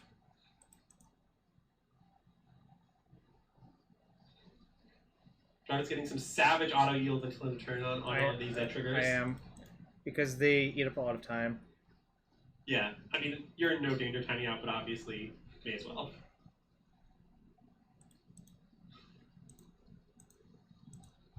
Classic lethal bluff attacks, yes. It is quite the bluff.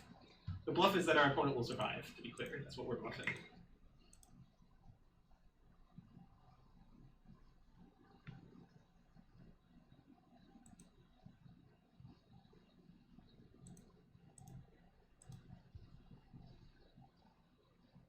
They got all this value from their Heliod, but they're dead.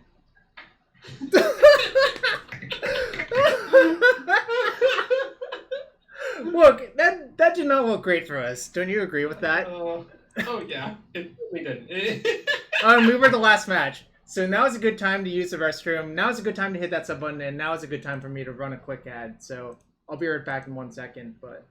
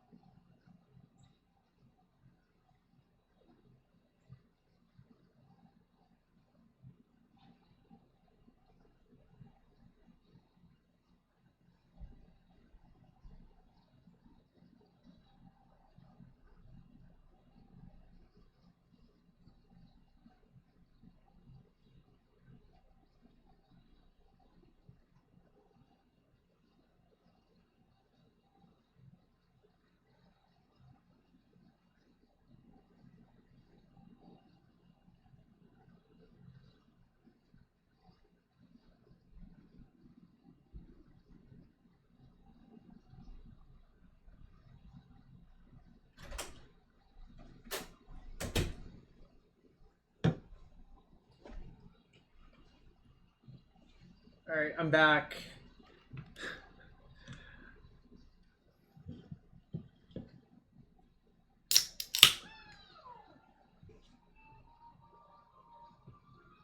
Oh, that was you, second path? I see. That matchup did not seem great for us, but Red Prowess is kind of broken. Oh, Andrew, you back?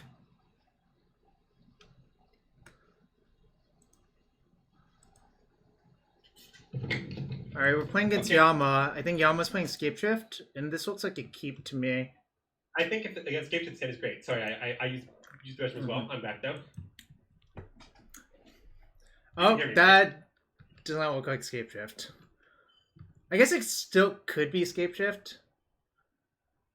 Do you want to just cycle the crash through?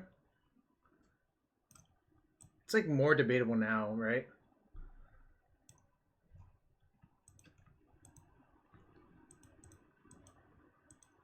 Andrew, you muted yourself. Oh, can you hear me now? Yeah. Sorry, my bad. So I was actually talking. I was saying I think I would crash through, and the reason I would crash through is even if we brick to the maximum extent possible, on turn 3 we can go Kiln Fiend, bolt them, light up a stage, some spell. So like we're very likely to still get to cast 3 spells on turn 3, and that's I think the main thing we're shooting for here. This feels like burn for some reason. Burn with no 1-drop? That can't be very likely. I mean, right? I have to play this no matter what, but if it gets Searing Blazed, I would not be surprised. I'd be a little surprised.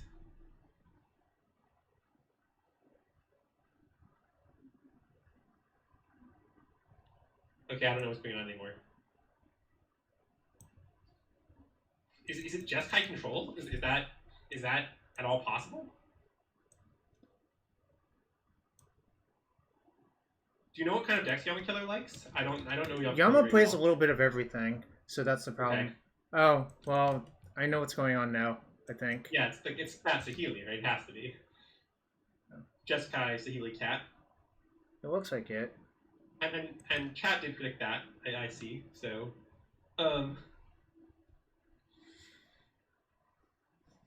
maybe not chat, maybe just This is kind of awkward. Our hand's quite bad now. Yeah, I agree.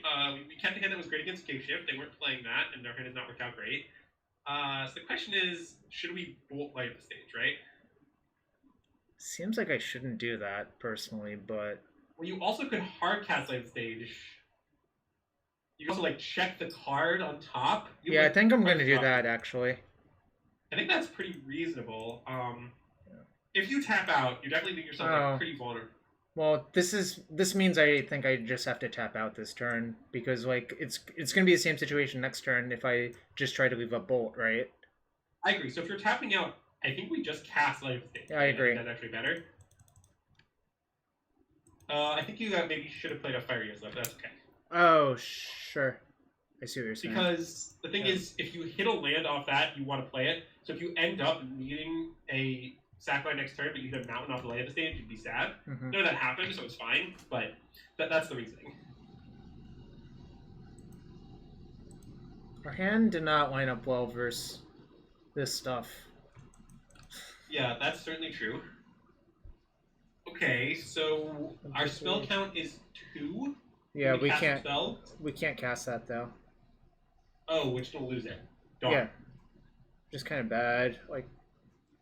Do we want to play craft Fiery Islet? Probably. I'm looking at if I want to just kill the Celiarai with both of these burn spells as well. Oh, that's reasonable. We could just play Demon Spells on the Celiarai, play the Lava Dart, play a land, and pass the turn. Yeah, I think I'm supposed to do that, yeah.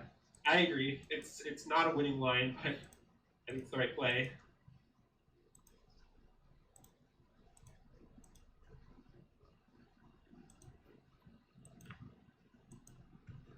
I'm obviously not casting this bolt. I don't think it does anything to do it. Cast it right here. Yeah, actually, I guess maybe we should have cycled the Islet big phase. I don't think so. God damn it. Well, there's nothing to lose, right? Yeah, it's true. Because you want me to cycle it end step, right? Yeah. Okay, then I should have cycled it main phase. That's true. Alright, I guess... Now what? Like, so they didn't have cat the turn before. They scry to the bottom. They plus to fairy. I think I think we lose the randomly cut that count, but I'm not sure that would stop me. I might just hard cast another life stage. Yeah, I think so. That is. Wait, this was the same situation where you're supposed to play Fiery Islet. Oh shit! You're right. I think I'm just gonna cycle this Bauble under upkeep, I guess. Yeah. Yeah, I was supposed to play the Islet again, and I didn't. God damn it. And this turn it might come up. Oh my god, Snapcaster. That's kind of a disaster. Yeah, I mean, we're just losing. Okay, we lost. Right? Okay. Now Yeah. So, okay. That didn't play out great, but Kiln Fiend is not very good versus deck. That's all I'm going to tell you. How much interaction do they have for Kiln Fiend? Bolts and paths. Like, that's like 8. Okay. And they're probably... Okay, yeah, I'm off it then. I just wanted to know. Yeah. This has to be a Bloodmoon matchup, right? Yeah. I think what it's not a Bonecrusher or a Kiln Fiend matchup is the reality. Wait, I think it is a Bonecrusher matchup. You do? Because Bonecrusher stops the combo. You just kill the one loyalty Sahili. And it's just a backup threat. It's a 4/3, very solid. Triggers prowess. I usually have Bonecrusher against most, like against who I control. Sure. Okay. Is it a Lava Spike matchup? Probably not. I mean, probably we can go down on this. I mean, the one thing Lava Spike does is it can kill Planeswalkers, but all their Planeswalkers start at 4 loyalty anyways, so it's kind of bad, right?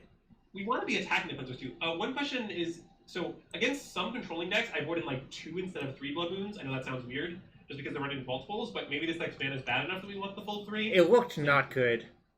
Yeah, we saw a blue, white, red Triome. Yeah, I agree. I think given that our opponent is playing Triumph, we probably want the full 3 Blood Moons, but just something to think about, because I do sometimes do that. I'm satisfied cutting Kiln Fiends and Lava Spikes for the 5 cards we sided in. Okay, yeah. I mean, what we just did is extremely reasonable. All the other cards don't seem great, like, not interested in any of the other cards. Dismember kills the okay, well, Sovereign, this hand's great. Excellent. I agree. A sad world without Asteroid. How rude of Wizards to force us to play Trials. fucking love it. Jacob, fucking love it. I put it mold too, so I'm happy about that. Brian, the reason I asked about just the 1-mana ones is that Teferi Minus doesn't stop a Kiln Fiend on the play, even though it does on the draw. Sorry, like the other way around. So I was, yeah, that's why I asked. I think we just play Swiftspear and Crasher here. I think that's pretty straightforward play. Okay, I was thinking about the alternative, but I actually think this is 100% right now. I think about it. It's just so much damage, and we draw a card, and then like we'll figure out next turn. If they have Bolt, who cares? That's fine. I mean, yeah, I in the early game like this, I don't think it's realistic to stop our creatures being bolted. No, you have to do so much like awkward shit to make that happen that I think it's fine not to do that. Okay, so here we're gonna have a decision. I don't think we have a decision. I think I just attack now. Right? What are you gonna do after you attack? I'm going to play Soul-Scar Mage and light up the stage. Okay, that's fine. Then we should just attack and that's reasonable. We should just cast light stage before our land or Soul-Scar and see what we hit. But yeah, I agree. Because you could also attack and Bonecrusher them. I think light up stage is better, but I think it's better as well. Okay, well, that's pretty good. Nice. I think I'm going to just play the Soul-Scar and just like cast both of these next turn. Wait, let's think about that. Because is there any chance we need to hold a Bonecrusher next turn? I guess probably not. I guess if they play Saheeli, we just attack and kill it. Yeah. Okay, I'm fine. Soul-Scar goes fine line. I guess also if something weird happens, we can even EOT bolt them, although I don't think that's likely. It seems very unlikely to me for a bunch of reasons. Checking the Yorion zone. Alright, no Yorion spotted, but I guess that's a good card with Felidar Guardian. Yeah, I mean, maybe though they want like to just draw the combo on a more consistent basis. Yeah. I mean, I would assume they max ops before they played that card, because twice as much mana is twice as much mana, right? Yeah, no, wait, so let's just think a little bit in the turn here. So, the other thing that could happen is if we draw a cheap spell, I guess, no, okay, it's probably fine to tap.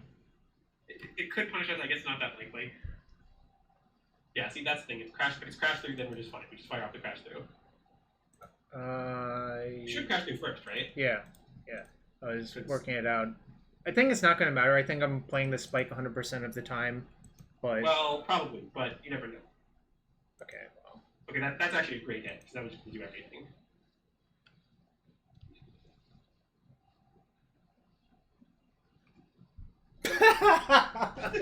I mean, his hand's probably nonsense, is my take on the situation, right? Yeah, probably. I mean, and I assume this deck has a fairly high density of nonsense, although I'm not an expert on Jeskai City lists. Neither am I. Hypothetically, we could have Dismember for the cat, but I think that's kind of a losing line to build your deck, right? I mean, any one damage stops the combo. So we have 3 Bonecrushers, we have the 4 Lava Darts, and the Flashbox, and we have the Bolts. I think the biggest way our deck is going to lose this deck is them, like, controlling us. Not I agree. So I'm just going to leave in the spike, even though it's, like, not great, but Dismember is just worse, I think, most of the time. Yeah, but I mean, it has a purpose there. It's like there to make sure you have a critical mass of spells to enable light up the stage, helps us burn them out if they stabilize a very life total. Like, I think it's reasonable to play it. Yep. Can't even Saheeli the Omen. That is true, but you can Felidar Guardian it, right? So, I mean, that's something. I'm not allowed to keep this hand. That's very sad. Yeah, it is really sad. If one of these was a mountain, this hand would be so insane, obviously. It would be excellent. Yeah, absolutely excellent. All right. This hand is bad. I don't think mulliganing is crazy. So let's think about how to keep this hand. If we keep this hand, we're gonna play like. I think I'm just gonna mulligan. I think this hand doesn't actually do anything. I'm having mulligan this, and I mean we did include a fairly high density of grindy cards. Right, drawing a lot of them once is not great. I'm gonna put bottom the Blood Moon and the bolts, right? Yeah, that was my instinct. There's like a fail case if both of these gets removed, but if that happens anyways, we're in such bad shape. Anyway, I also just, in a fail case, are you that excited about the Bolt? Yeah, I'm not. Like, I get that it could enable Light of the Stage in some scenarios, but, like, our deck is pretty good at top-decking cards that enable Light of the Stage, if that's the spot it comes down to. And in order for that to work, we also have to already hit our second land, which means things are not going to do bad. To be fair, we're at 5 on the draw, which is not unwinnable. I think 5 on the play is a lot worse, obviously. On the draw, I think we're still reasonable. I mean, we're still unfavored, I think, but we're in reasonable territory. I mean, the matchup would have to be quite favorable for us to be favored on 5, right? I agree. Like, that would be a pretty aggressive statement, I think. I'm pretty sure I bottomed one of these. You did. What's up, Spider Space? The classic battle, Blue, White, Red, Triome, and Blood Moon. Yikes. Yeah, that's obviously bad for us. So now our next turn's going to be interesting, unless we draw land. Okay, so now I assume we just play Soul-Scar and play Crash, right? Yeah, I should play Crash 2 first, I guess, technically, but sure. It doesn't really matter. Wait, now let's think about it, because now it's interesting. So if we play the Soul-Scar, the next turn we have 2 creatures attacking. That's more likely to hit the Light Up the Stage than the other way around, so I think that's actually I would play Soul-Scar. I think, and for the record, I mean, I actually talked about this in my article, but I usually play Soul-Scar Mage first in this sort of spot, because you usually want to have a big turn where you cast a lot of spells with as many Prowess creatures attacking as you can, and so you play Soul-Scar Mage first to have 2 attacking in the next turn. Oh, worked out for us. Well, if we draw a land here, I just slam, right? Yeah, just Blood Moon. Yeah. I mean, that might be game. He missed a land. All right, wait. I guess don't even know he missed land drop. But yeah, he did. 2 mountain play. Wow. Yeah. Modern is a great form. Got punished hard for that one. Okay. Yeah, now we just can attack him and we can light up the stage, and I think we're heavily favored now, right? Yeah. Not like guaranteed, but like probably like 65-70% to win is my guess. I agree based on how their mana like. Wait. I don't know if that's a great hit, but we probably want to cast another one, right? I want to cast one of them. Yeah, I want to cast. Yeah, I would definitely cast one of them. I don't know about after that. Okay, want to play the Islet. I don't think I want to cast the Bauble. What? I don't think I want to cast the Bauble. And I don't think you either. I think you'll have plenty of gas off the land stage, so I would just play the Islet and play the other land stage. Yeah, because the other thing is we have a Reveler in our hand, so casting the spells now actually matters. Alright. Okay, and now we can just pass the turn, and next turn we can do some stuff.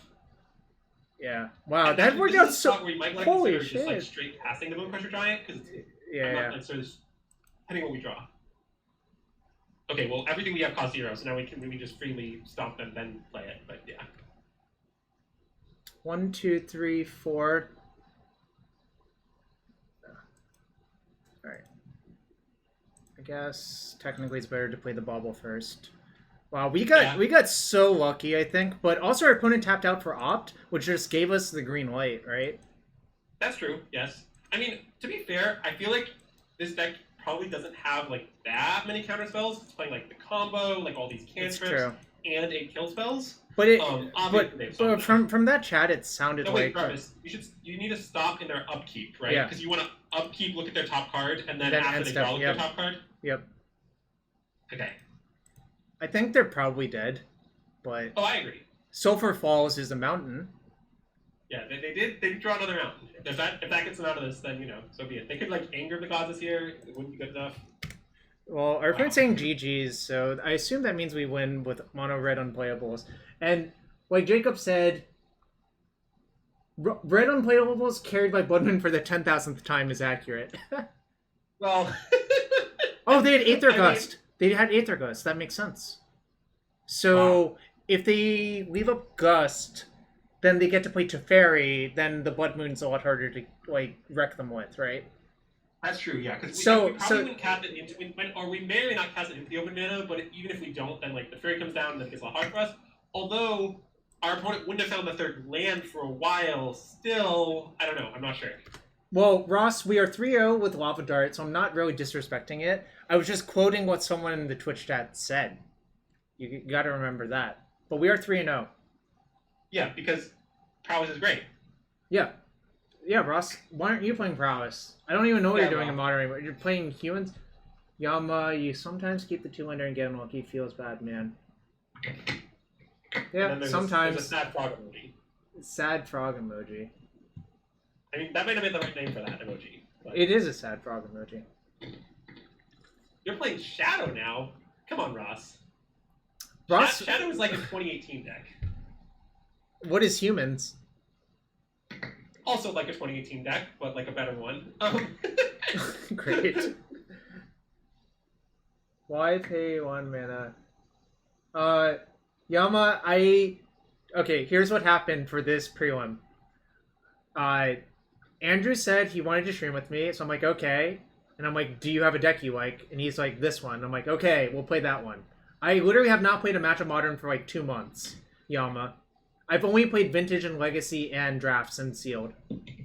So that's what it is, right, Yama? I literally don't know anything about Modern except you can cast red spells according to Andrew. And we have won 3 matches, so I don't know. That's all I'm going to say. What I'm just saying is that in our massive sample, Mono Red is confirmed unbeatable.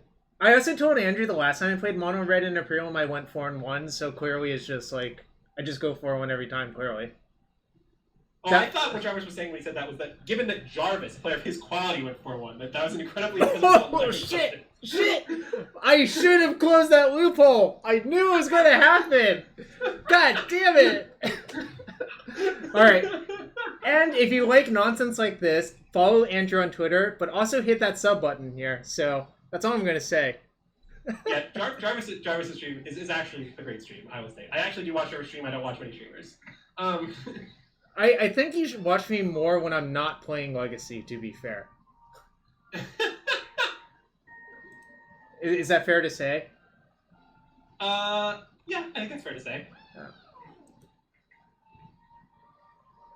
I admit I don't consume a high amount of Legacy content.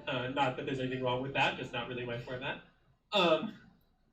Yeah, to answer questions regarding the version of Prowess that's being played here, I think Mishra's Bauble is a card that's been considered to be banned in Modern, and Gutshot is a mediocre card that I'm not particularly excited about. And when you play the blue version, you cut your Mishra's Baubles and you put in Gutshots. That's literally what happens. That's true. I think Black-Red. Okay. Oh, okay. I don't know anything about Black-Red. I also don't know anything about Black-Red anymore. I think Blue is bad, but I don't know about Black-Red. Omega lol. Is that like the end of all lols because Omega means the end? I don't understand. I guess I'm not young enough to understand Omega lol. Well, you see, Jarvis, my understanding is that it's many lulls. Or maybe one big lull. What? Why? What? Well, so you think about like an alpha lull would be like, the leader of the lulls, like the leader of the pack. And the Omega lull is even bigger than the alpha lull. Okay, I see it. What the reality is, I'm old and grumpy all the time, and I don't have time for this young person nonsense. I just want to yell at kids to get off my lawn. Yeah, that does sound like Jarvis. No, Boomer Stream's right.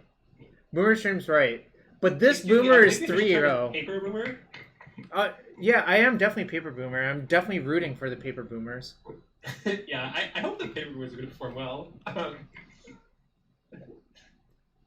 Ross is telling me to get off his lawn. Ross, I'm not on your lawn right now. Go outside and check. I will guarantee you I'm not there. I don't know. If we were going to make like a grumpiness power rankings, I think Ross would perform pretty well on those. Ross would definitely be top 5 grumpy people I know. Yeah. Number 1's probably Michael Jacob, to be fair.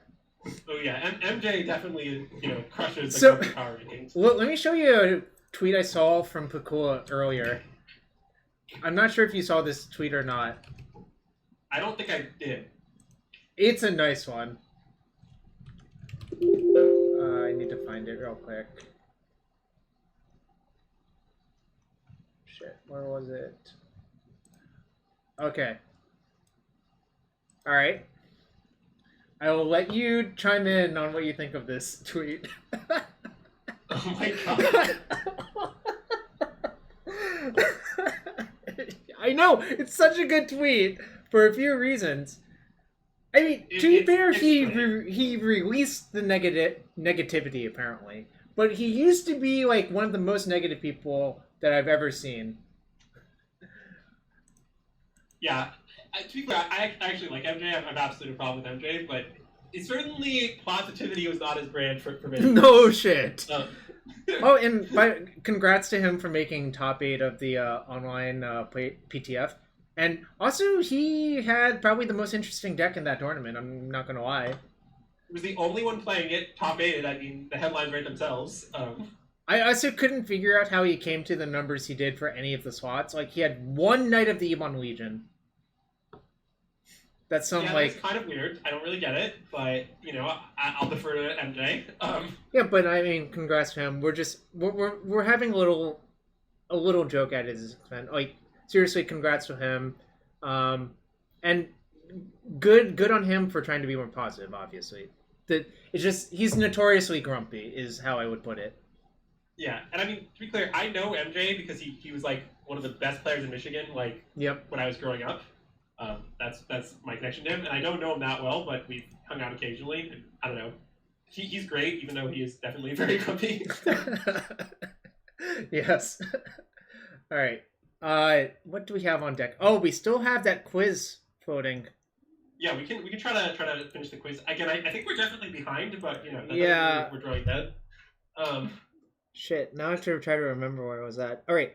What is a 3 and a blue uncommon sorcery from Gatecrash that ends with walk? That ends with walk? Yeah. But something walk. Voices from the Void for the Conflux. This is the domain. Void walk, apparently. Yeah, that's the domain Mind Sludge. It was Voices of. So this is Void Walk then? Yep, it's Void Walk. And then what is this? Something Voices from Alliances. Errant Voices, maybe? No. I mean, it's a red card, so, like, passionate voices. I mean, I'm making up names. Angry voices, it's something like that, right? It's the red card. I don't know the name, though. Why are there so many Alliances cards on here? Holy shit. Yeah, there are a high number of Alliance cards. We also still don't know the Flash card, could it be Flash? Oh, no, that's 1U. No, that's 1U. That's also from Mirage. Okay, I'm sorry I don't know my ancient card sets. No, Flash was legal in exactly one Legacy GP, then it dominated GP, and then they decided that was stupid. Yeah, I remember that. I remember looking at the top 8. There was one non-Flash deck in top 8, as I recall. Ross aggro drownyarded MJ out, and MJ was grumpy. That sounds like something that would happen. Healer's Caress for the Warren card. I don't know, I'm gonna be annoyed by some of these cards that I probably know, just can't remember because it's hard to remember everything. Okay, what about the Recluse one? That's like some sort of spider, right? Oh no, it's black. Tomb of the Damned. Tomb of the Dam. It sounded promising, Doomwake, but apparently that's not it. Flash Tomb. Flash. MJ is Michael Jacob.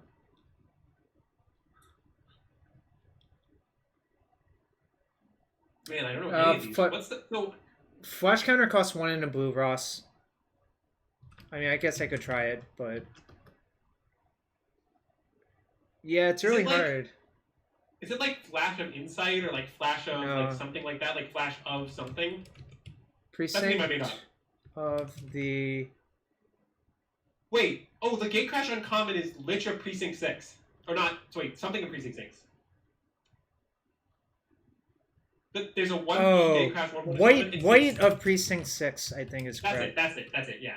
Good job, thank you. So this must be Reclusive White then. Yeah, Precinct at the end something. That person chat helped me out. And this must be 6 cents. Yeah. It's 6 cents from Ammoncat. Good job, Jacob. Thank you for causing the chain reaction to happen. Now we only have 5 left. I got a lot of that card in that limited format. Let me tell you, it was a nice card. It was fine. It was good with the Flood of the Damned, maybe? No. Oh, is this? Oh, it's Flash Flood for Legends then. There we go. So then it's Flood of the Damned? Flood Dam, maybe. Flood Dam? Is that a card? I don't know. Sounds like it could be. Flood Gam Date? Floodgate Dam? Try Flood of the Damned. That's the name I made up, but you never know. Flooded Dam sounds correct. No! What the... Oh, wait, you need an N. It's MN, right? Okay. What about Flood of Damnation? God damn it. This is so hard. Why is it so hard? Yeah, I felt like Flooded Dam was a brilliant guess, but Flood Water Dam? Oh, nice one, Arya. Good job, Arya. Okay. Coming through in the clutch. Now we just have these... So now we just need Something Void, the red enchantment. No, Something Voice. It has to end with voice. Sorry, Something Voice, yeah. I really thought it was Errant Voices. You're spelling Errant correctly, so I don't know. I'm spelling it incorrectly or correctly? No, correctly. Okay.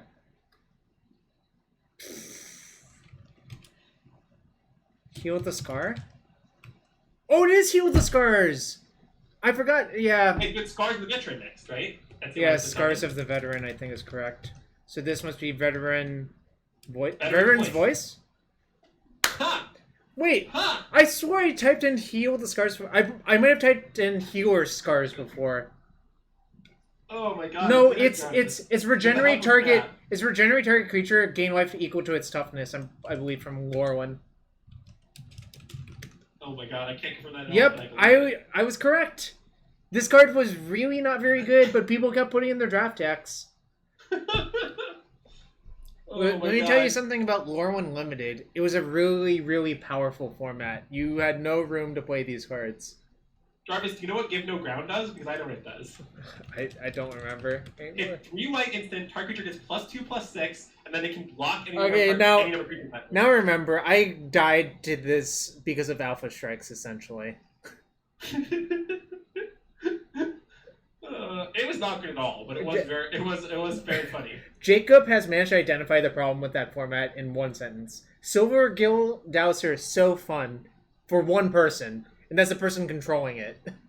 Yeah. Oh, I definitely didn't enjoy Lorwyn Limited that much. Although I think Eldritch Moon Limited is one of the best formats of recent memory. Eldritch Moon Limited was absolutely excellent. Yeah, I think Ari agrees with you. I don't remember anymore. It's been too long, I think, since I played it. Okay, I mean, I played it a lot, so I mean, I played a Team Limited Grand Prix, and I played a Pro Tour in that format. But wait, what was the Eldritch Moon team? Was that GPDC? Yeah, might have been. Oh, I don't really recall. Yeah. We were 6-2-1 going into day 2, so we were dead for top 4, but we XO'd and got 8th, which is not a bad result considering you're 6-2-1. Yeah, that's awesome. Yeah. I mean, our day 2 pool was like pretty bad, and I think we were X2 going into day 2, but we like did not cash. Like we lost a lot on day 2. Yeah. What I recall is that Max won like all his matches, and like neither Teal or me could ever win a single match. That sounds about right. You probably gave Max some scrappy aggro deck and just told him, go to town, figure out how to win. Well, it was like our white cards were really busted, but they were like all white aggro cards. So Max put like this nearly mono white deck. Like he had 2 of like the black, white, gold, and common, and then all white cards. The rest of us mono white, and then the rest of us just like didn't have at all good. Like it's just completely unplayable. Was it this one? Was it Drana's Emissary or the other one? No, it is Eldritch Moon. Oh, it's Eldritch like Moon. Campaign of Vengeance or something. Campaign of Vengeance. Yeah, it was Campaign of Vengeance. Yeah, it was this card. Max had 2 of that card. His white aggro deck with many creatures. Wait, then I didn't play this Team GP because that was not DC was BFZ/Oath Team Limited. Oh, I don't think I played that one. Yeah.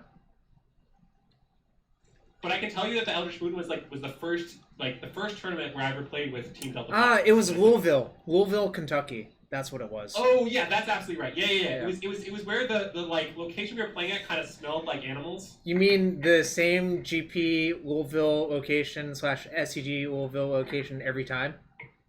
Well, yes. Yes. Wow, you really got to play some Team Limited, Ari. But Team Limited is just great. It is so great. It's just the best format by so much.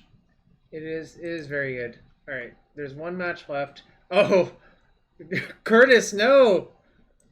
Curtis went 0-3. What was Curtis playing? Savage. I don't even remember what Curtis was playing. He was playing Ponzo, remember? Oh yeah. It's so weird. I don't understand that deck. Like, I don't understand why it wins. I guess it didn't win versus us. Yeah, I mostly agree with you. One of the things that I had when Ponza was like really popular, like right after Bloodbraid Elf got unbanned. Yeah. I remember that my record, I played it like 10 times with Tron, and I won like 4 of them, and I thought that was the most absurd win percentage I'd ever heard. I think a lot of your opponents probably didn't mulligan enough. Well, with their that's Ponza possible. deck. This is just like random magical mind leagues, but Sure. I thought it was extremely funny. I was just like, they just destroyed all my lands, but eventually I hard cast Worm Coil Engine. Oh, Arya, I also had a team for GP Seattle this year. I was going to play with Brock and his newly found fiance, Jess Estefan. It was going to be delightful. We were going to be I'm also really sad about the tournament. Yeah, we were going to be Team Rockville, Maryland, because that's where Brock grew up in the Maryland area, and Jess was here off and on until she had to go back because shit happened. And shit did happen. Yeah, Dream Wizards is not great, but Dream Wizards PTQs were okay. Brock Parker, Kelv. I was in a team with newly minted Pro Tour top 8 competitor Benjamin Weitz and Max McVie. Wow, that's a gas team. Yeah, I was pretty hyped about it. See, you can give... See, Ben Weitz would just be excited to have someone to push all of the aggro cards onto. Yeah, well, we thought it made a lot of sense because Teal's super washed, and also because Ben will play crazy decks, and that's really what our team needs, is someone to play. Play the crazy, like, weird engine-y deck that does, like, one thing obscure. I mean, yeah, the dynamic of our team is that Max typically plays an aggro deck. I play either a second aggro deck or a focused control deck, and then Teal plays the other deck. Whatever the other deck is. And it's usually the worst deck of the 3.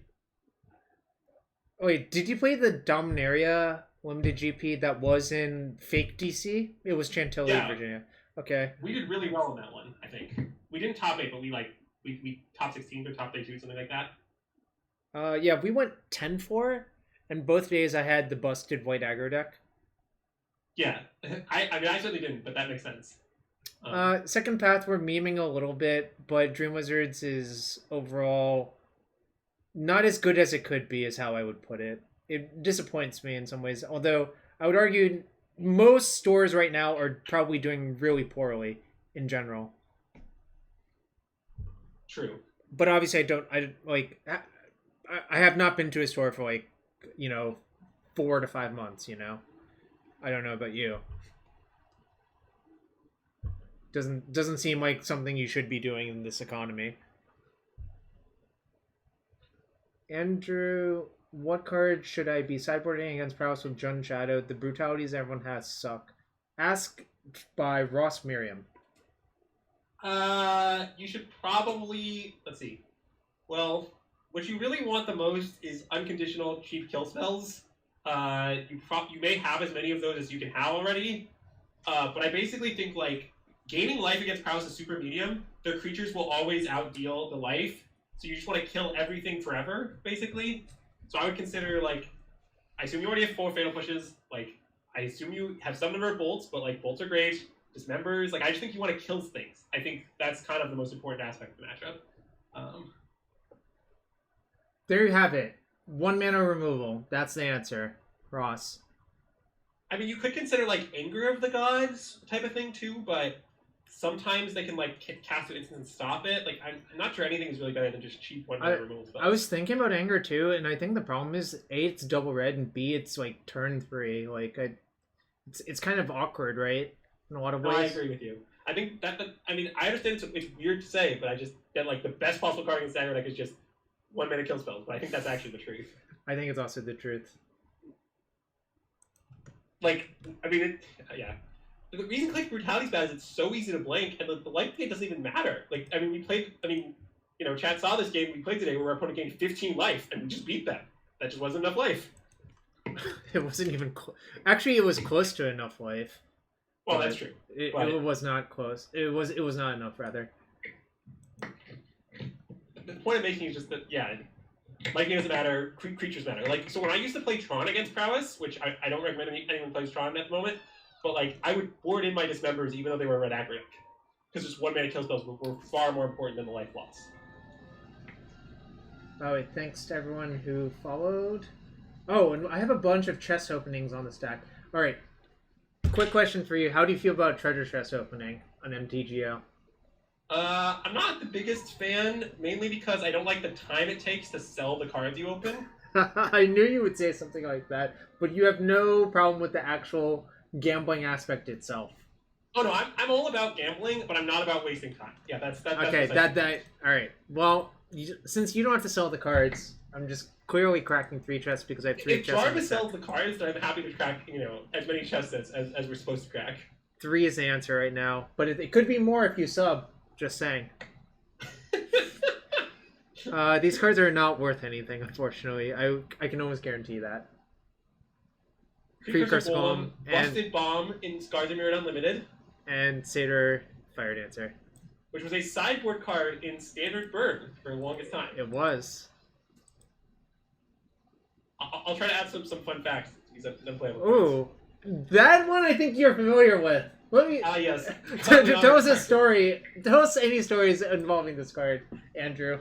I mean, I don't know if I have that many incredible stories. I just won constantly with it, but yeah, I mean, I had 4 of this card in my sideboard at the PT that I won. I had 3 Ajani's whose sole purpose was to bring back Kotli Honor Guards over and over again, so they never got to do anything. I felt like everyone else was trying to remove the Wild Growth Walkers, and I was saying you can have them. I will have Kotli Honor Guard, and it will stay in play. And I remember many times just putting +1 counters on it so it could be swept away, and just I don't know, they just did so much work for me. My lockdowns were blank. I didn't care. It is really fitting that we opened that card right here. And 3/5 play points is above expectation though, so that is nice. Okay, yeah, I mean, seems nice. God, I wish I had some sick Honor Guard story, but I don't really remember anything that specific. I remember boarding in small numbers them against red decks and blanking their Chain Whirlers sometimes, which was very funny. Yeah, that's fair. This card is not as good as Kotli Honor Guard. Yeah, that is true. She's a Heart of Oceans, a classic Crown Game legendary creature. Yeah. How do you feel about Ugin the Spirit Dragon in M21 Limited? I mean, I assume it is excellent, but I have not played much M20 Limited. I have opened this card 3 times, as you can tell, because I have 3 of this card. Yeah, that's smart to have opened it 3 times. A lesser player would only open it twice. Yeah. Let's see. What is the card I own the most of in M21? Let's filter. It appears to be Teferi's Protege, which is a looter. Yeah, that card is solid. Oh, Dokamui is forcing me to open another chest, so I will. Because if you redeem 10,000 channel points, you can force me to open a chest. Wow. I don't know how how many points people earn per unit of watching, but I think this card's worth something because it's a random JMP common, and the drop rate on that is not very high. What does it do? Okay, I will choose a color other than black. Huh. What a weird card. It's a common to play tap dual land, but you can choose which colors it dual lands for, essentially. Well, it makes black and a color of your choice, apparently. But yes. Oh, they buffed the JMP drop rate significantly? Is Muxus a problem anymore? I thought that was happening on Wednesday.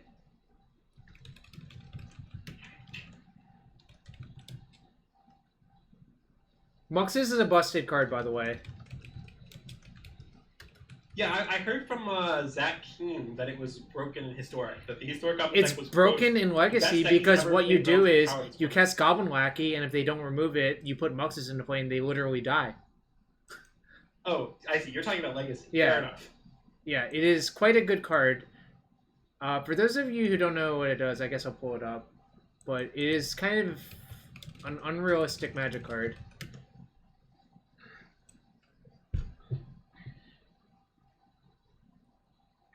Well, Goblin Lackey into this is some real 2000 meets 2020 bullshit. You know? Oh, it sure is. Because Goblin Lackey is kind of a broken card, right? And this is also kind of a broken card, except it costs 6. But when it costs just hitting your opponent in the face with a 1/1, it's a lot more broken. no, that makes complete sense. And I mean, I can tell you that like what they do in Pioneer is they play Goblin War Chief, and then they play Krenko, and then they just like, even if they don't have a Krenko in play, they just play this thing, hit a Krenko, make a bunch of Pablo, and then kill the opponent right there. Well, this deck also does similar things. There's a bunch of Goblin War Chiefs, but the trick is you can just sling Gang Lieutenant plus Pashlik Mons your opponent out. Yeah, I mean... That's a little bit better because these cards are better by themselves than I think Krenko is. Well, that's definitely true. I mean, I'm not trying to say, like, you know, obviously the Legacy version of the deck is a lot better. But in Legacy, you get to play good cards, and in Historic, you don't. Oh, we're playing against Blue-Red Blitz. So I assume we're okay in this mirror, but it's like a volatile mirror, and we lost a die roll, so... Yeah, I think it's pretty even. I don't think... Well, I think Bedlam Reveler is very good, and they usually have 2 Revelers, and we have 3, and that's a small edge. But I think it's overall not incredibly important that it's a close matchup. But I think winning the die roll actually does matter a reasonable amount. Is that fair? Agreed. Yeah, being on a play is definitely good. But we'll just have to deal with it and try to play from behind because that's likely where we will be. Yeah, I mean, if we just draw more 1-drop creatures than our opponent, we'll still be ahead even if we're on the... Like, it's not the most important factor, but obviously being on the play is better. Yeah, Skirk Prospector is pretty good. It's even good in Legacy because, like, people try to mana denial you too, where just having, like, a mana idiot is good. This is, like, an excellent hand for the mirror. Actually, this is an excellent hand versus everyone, so what am I saying? It is, like, a great hand. Yeah, it really is. And I do think we'll probably be playing Soul-Scar Mage on turn 1. It will only be interesting if they play a 1-drop creature, and then we'll think about it. Yeah, so the one downside to playing Soul-Scar Mage on turn 1 is if we wanted to use it to kill a Stormwing entity, guaranteed, we would want to play it on turn 2 with a Bolt. That's fair. I mean, obviously they could, like, Gutshot into Storming on 2, that's, like, very possible. Yeah. This hand is even good versus a turn 1 Gristlebrand? I somehow doubt it's good enough versus a turn 1 Gristlebrand if they know that we're on this deck and just leave the Gristlebrand in play. Yeah, I was going to say, I don't really understand what our plan is if our opponent just attacks us with a 7/7 lifelink flying until we lose. This is the issue with people saying, yeah, Rogue Delver can sometimes race Gristlebrand, and my response is, what if they just don't pay 7? And then they never have a good answer to that follow-up question. Because that's like... I don't agree with the statement you made. That's fair. Sorry, I may have said something unrelated to what you were saying. I think Dragon's Claw is fine in the mirror. I think it's nothing special. Too often, if you have enough creepers, you can ignore it. This means burn, so I'm going to play Soul-Scar Mage then. Wait. If you play Soul-Scar Mage, aren't they going to Rift Bolt it? Is there any chance you're supposed to not play it? Do we care if they Rift Bolt it? I guess probably not. Okay, it's fine. We are allowed to not play it, but that's probably too deep. I think that is way too deep. I think the level 1 play is to play it, and the other play is to just turn all of your creatures into healing solves, and they'll run out of cards. And yeah, they just bolted me instead. I don't think they're actually... They might be doing that because they have healing plays, right? Nope. Okay, never mind. All right, guess I'm double bolting that. Yeah, I mean, it's unfortunate, but that card's obviously a huge threat. I've seen some lists playing that card. I wouldn't necessarily say it's stock, but it is definitely reasonable. I'm not sure if it's right or not. Obviously, I have to use 2 cards to kill it here. Otherwise, it's just... Because if you let them untap with it, they can just, like, bolt you and then start killing your creatures. Yeah, I agree with that. I mean... That card is obviously a card with high highs and low lows, right? Like, it'll get stuck in your hand and nothing sometimes, but sometimes it'll be completely busted. Here it was very good. So, Ross says the lists that play Incinerator mono red, so they don't have Charm or Helix. That's good to know. Obviously, it's actually really good to know that. Yeah, that is great information. Yeah, we will certainly not respect those things unless, we can afford to beat everything, basically. I think my plan is to just cast all my shit next turn, most likely. I mean... Yeah, very much agreed. And I mean, we can start with the Swiftspear, follow up with the Crash Through and see what we draw, and then probably Lava Spike that. Ross, you're helping. I haven't played a lot of Martin lately. That's a problem. Okay, so how do we do this now?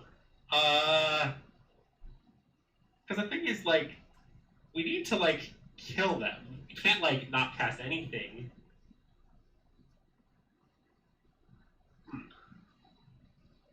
What do you think here, Jarvis? Should we, like, place... See, it's not even crazy to play... Every spell anyway. Is 2 damage, though, as well, right?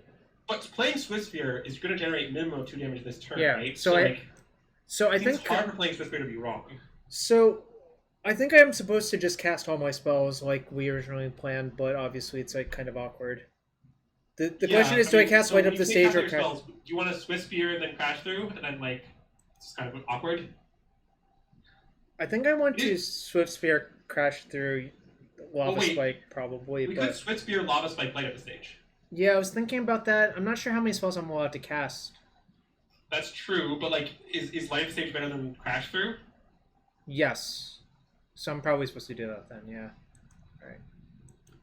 I think that seems reasonable. Like, yeah. The idea is that we will hopefully get a spell that kills the Eidolon off that, although obviously we'll be able to cast it next turn. And I mean, this Lava Spike, it deals us 2, but it deals them 5, so like, it's still a pretty good exchange for us. I do agree we want to get to a board state where they're not allowed to cast spells, but the trick is we might not be allowed to cast spells kind of soon as well. We could have... Okay, yeah, we had 2 lands. Well, that, I don't know, isn't actually too bad when we milled those cards. So they take 6 down to 6. I mean, we are dead to 2 burn spells. I'm not worried about it. I want to attack them. Yeah. Do you agree with that? I don't think we could afford to play around it at all, no. This is the easiest auto attack in my life. We definitely were supposed to attack. We could have cast less spells to try to beat 2 burn spells, but I just don't think that's I think that's playing to not lose, not playing exactly. To win. I'd rather just play to win, because if we don't attack them, then they get to cast more spells, and they've missed a land drop, right? Yeah, because they went turn 1, suspend Riftbolt, turn 2, spike us, play Incinerator. Alright. Okay, so they chumped and went to 9. So if they have a land and 3 burn spells here, or I guess this Goblin Guardian to land 2 burn spells, we lose. But that's not that likely. And if they don't have that, then we have a decent chance of killing them on our turn. Not guaranteed or anything, but decent. Orjo Shadow Stoneblade deck. I have not seen that. Alright. So maybe we can draw something to kill them with. Yeah, we have our draw step and we have the crash through, and we don't need that much. Oh, that was a good draw. Well, wait, do you want to lead on Manamorphose? It's strictly right? Yeah. We're going to try to make our opponent regret blocking with that Eidolon.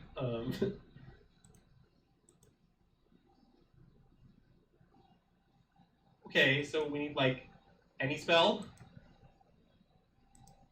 Okay, so I guess we need now 1 or 0 mana spell. Damn it. Oh, no. Okay. Do I put them to 2 and just hope to fade? Or do I attack them down to 5?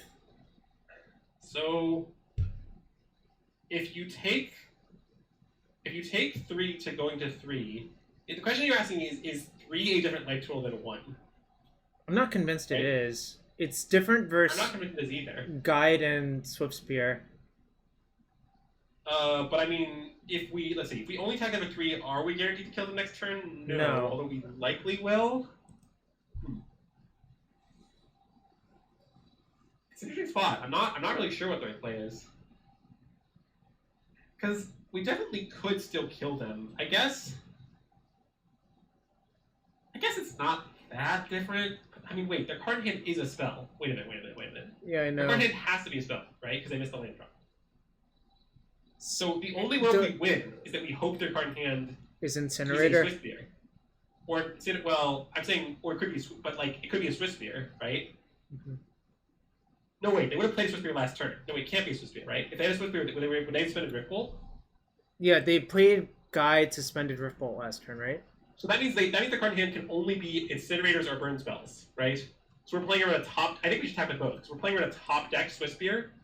Does that make sense?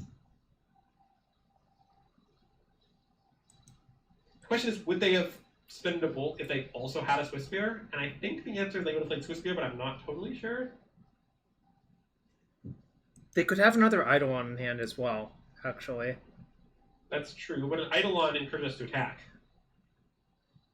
All right. Right? Like if they have Eidolon, we would have wanted to attack. Yeah, I think attacking is correct. I do too, but it's definitely close. Yeah. I definitely need a computer to determine it for sure. Mm-hmm. And I'm certainly not a computer, despite rumors to the contrary. Oh, believe me, I know those rumors to the contrary as well from me as well. All right, well, let's just hope their hand's just like, okay, we could never beat that. Good beats. Yeah, so that was fine. an interesting hint. Yeah. I think attacking is right. I think it just like, because it forces through lethal next turn if they brick. Well, the thing is, we have good odds lead them anyway. The first time it was definitely right. The second time I think it was closer. So, does this deck have 4 Firewalker in the sideboard? I think it's mono red. We just happen to see Sunbaked Canyon. If it's mono red, then they're gonna have Dragon's Claw. So we probably want to Abrade. Mm-hmm. There's no way they have nothing. That's crazy in this metagame. So am I allowed to cut Spike here? I want to. I mean, this might be more of a light up. It might be we cut a mix of Lava Spikes and light up stages though. I'll cut 2 and... can be and... slow and smash a bad against Eidolon. I'll cut 2 and 1 then. I might cut 2 and 1 the other way, but this is kind of nitpicking. Okay. So you want to cut like that? Man, that was a close one. God, drawing that Manamorphose as the last card was a tilt. Yeah, I know. I mean, we were extremely close to winning that game, but we did not. We were on the draw, which was the huge problem, and we had to use 2 bolts to kill an incinerator, which was the other problem. Yeah. Yeah, obviously a lot of unfortunate things happened to us. So be it. Yep. We'll come back the next game. Wait. Does your bot say that Stu is the best shops player in the world every time Stu Summers shows up? No. Someone typed in !Stu to trigger that. So, wait. There's a command? Yes. Someone voted... Yes. Don't worry about it. Just don't worry about it. Literally, just don't worry about it. Okay, I'm not worried about it. Okay, good. Because I'm telling you not to worry about it. Am I allowed to keep this hand versus mono red? It's not great. It's not awful. I think we should think about it. So if we keep this hand, we're basically hoping they play creatures. But Yeah. the problem is, if they don't play creatures, our hand is bad. And if they play Incinerator, our hand is bad. Can we beat a core Firewalker? I was told that our opponent is mono red. I think I would mulligan for that reason. Fair enough. With the Incinerator... Oh, we should have attacked first into the Incinerator in that game, actually. Isn't it the same? I don't get it. No, wait, it deals 3 no matter what, right? Yeah. Yeah, no, never mind. It's exactly the same. Okay, I'm just going to mulligan. This hand actually is better, I think. Yeah, I'm going to... Yep, B-Wells. Well, B-Wells, if you double bolt it, you have a 3-4. If you bolt them, you deal them 3 no matter what, right? Just think about it. It's the same either way, yeah. Yeah, it's literally the same, so that's why I'm not worried about it. I'm going to bottom this Reveler, I think. Yeah, agreed. And I mean, this is obviously becoming a common trend, but in the opening hand, I think Reveler is the most common target. Exactly. And now we've gotten the discussion out of the way about whether or not we did something wrong with that thing. Yeah, that is true. Oh wow, we're getting rated, Jarvis. F-Paw, noted Amulet Bloom player. Thank you for the raid. We are also playing Modern. I want to go Manamorphose, Lava Spike, light up the stage. Is that crazy? No, that's definitely not crazy. But we should definitely Manamorphose and see what you draw. Yeah. But I would definitely lean towards doing that if we don't draw anything of significance.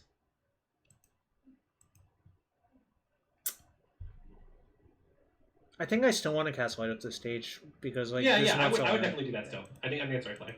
Yeah, I was just reassessing because there's like. And I mean, we don't have to be, Oh, that's pretty good. Yeah, that's quite good because our next turn, like, we could go Mountain, Swiftspear, Bonecrusher, or if they played Eidolon, we could have Bonecrusher first. But yeah. Incinerator's coming. Yeah, they don't like that. Oh, maybe they're heavier on the white. I'm still not convinced that they can actually cast Core Firewalker with only 8 white-red lands. Yeah. Okay.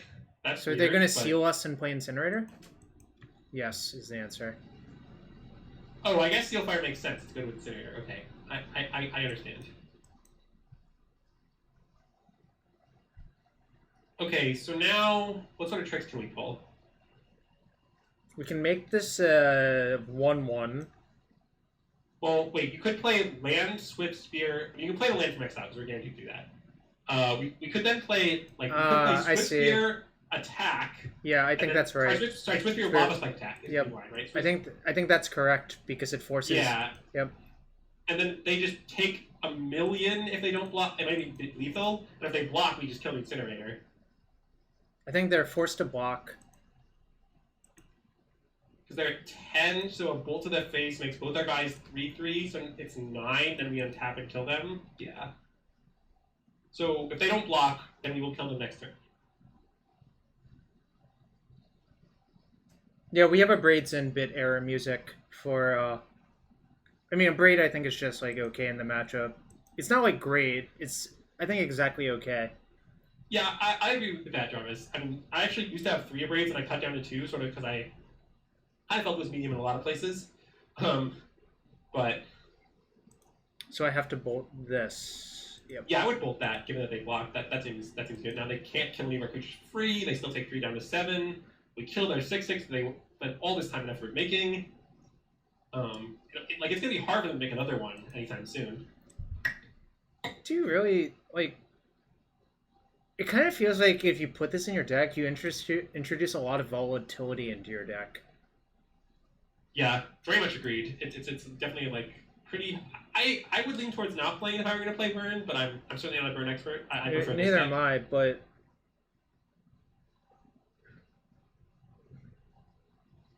Just like, okay, do you remember how for a period of time Burn decks played light up the stage, and then everyone sort of realized that, like, yes, even though light up the stage got 2 cards, it just was too inconsistent and, like, a bad top deck, and so you actually didn't want it? I feel like Turner Incinerator has a lot of those same problems, even though it has a higher upside. Yeah, all of that sounds right to me, actually. So, yeah, I mean, I'm not totally... Again, my uninformed opinion is that I would not choose to play that card in my Burn deck. But if someone says, you know, I've tested 100 matches, I'm very confident it's good, you know, I'll certainly believe them. I think the reality is, if you expect a lot of other creature decks, it's actually probably worth considering, because it is, like, kind of good versus other creature decks, right? That's true. And I mean, Modern is pretty creature heavy right now. Right. Ooh. So they probably just have to say go, right? They're not allowed to attack. I mean, if they do, we'll win the game. So I guess if they attack with 1 creature, we don't have lethal unless we draw anything. They're really thinking about it. Okay. Well, we kill them now, so that's okay. Yeah, I think pretty loose attack by our opponent. I think you're only allowed to attack with 1 if you're going to attack, but more likely attacking with 0 is better. Yeah, I mean, maybe you have to attack with 1, like, you know, because you just can't win the game. If game 3. We sort of got. Our hand was quite good, I would say, for the matchup in that game. Like, we defeated a turn 2 Incinerator pretty easily. So, let me ask this question. When we're on the draw, do we want to take out even another land at the stage for a Lava Spike, or do we just leave it the same? I'm not really sure. Just on the theory, we might have to just kill them. Yeah, just like, the way we beat Incinerator that game was, like, killing our opponent, and if we have, like, if we have to do that more, maybe that's better, like, because you don't have, like, time to light up the stage as much. I'm not totally sure if this is right or wrong. It's just something to think about. Bitter music. I think Andrew's made it pretty clear that he prefers mono red. I don't know anything about Modern currently, so I'm just following him to the water. Yeah. So to try to like my deep bit error music. I think that when you play I think the card Stormwind Entity is great. I don't think that's a bad card. The problem is that when you play Stormwind Entity, the other cards you have to slowly support it are all bad, and you're cutting good cards for them. Specifically, you have to have all these gut shots, and you have to cut Mishra's Bauble for them. And cantrips are great in this deck, so I'm very sad about that exchange. I think for that, I also think that you also take a mana base hit. You're like, kind of, the cards are sideways, and your mana base is also just worse. That's basically the problem, in my opinion. I think I'm going to keep this hand, but it's slightly awkward, but I think it's a keep. Yeah, I agree with you. Definitely stuff would go wrong, not the best hand, but we our draw step, our Mishra's Bauble, we have a decent amount of chance to find the second land, and if we do, our hand is actually excellent. Okay, so they do have fetches. We just didn't see them. I really hope they don't secretly have Core Firewalker, but... I mean, if it happens, it happens. Like, we'll just have to deal with it. Lava Dart's our top card, which is not great. Well, we definitely want to play, like, Swiftspear Bauble, right? I think so. I'm going to just Bauble them, I think. Sure. I think bubbling them is probably right. I don't think it's incredibly important, but it seems better than bubbling us. Well, if we Bauble us, we'll just see the card we're about to draw. They're drawing so, Skewer the Critics. I think it's fine. That's a good card, for sure. That's not a good draw. I mean, if we draw the third land, I still think we're okay. We just need to draw it immediately. Yeah, Stomp. That is our primary plan versus Firewalkers if they show one, is stomping them if they block.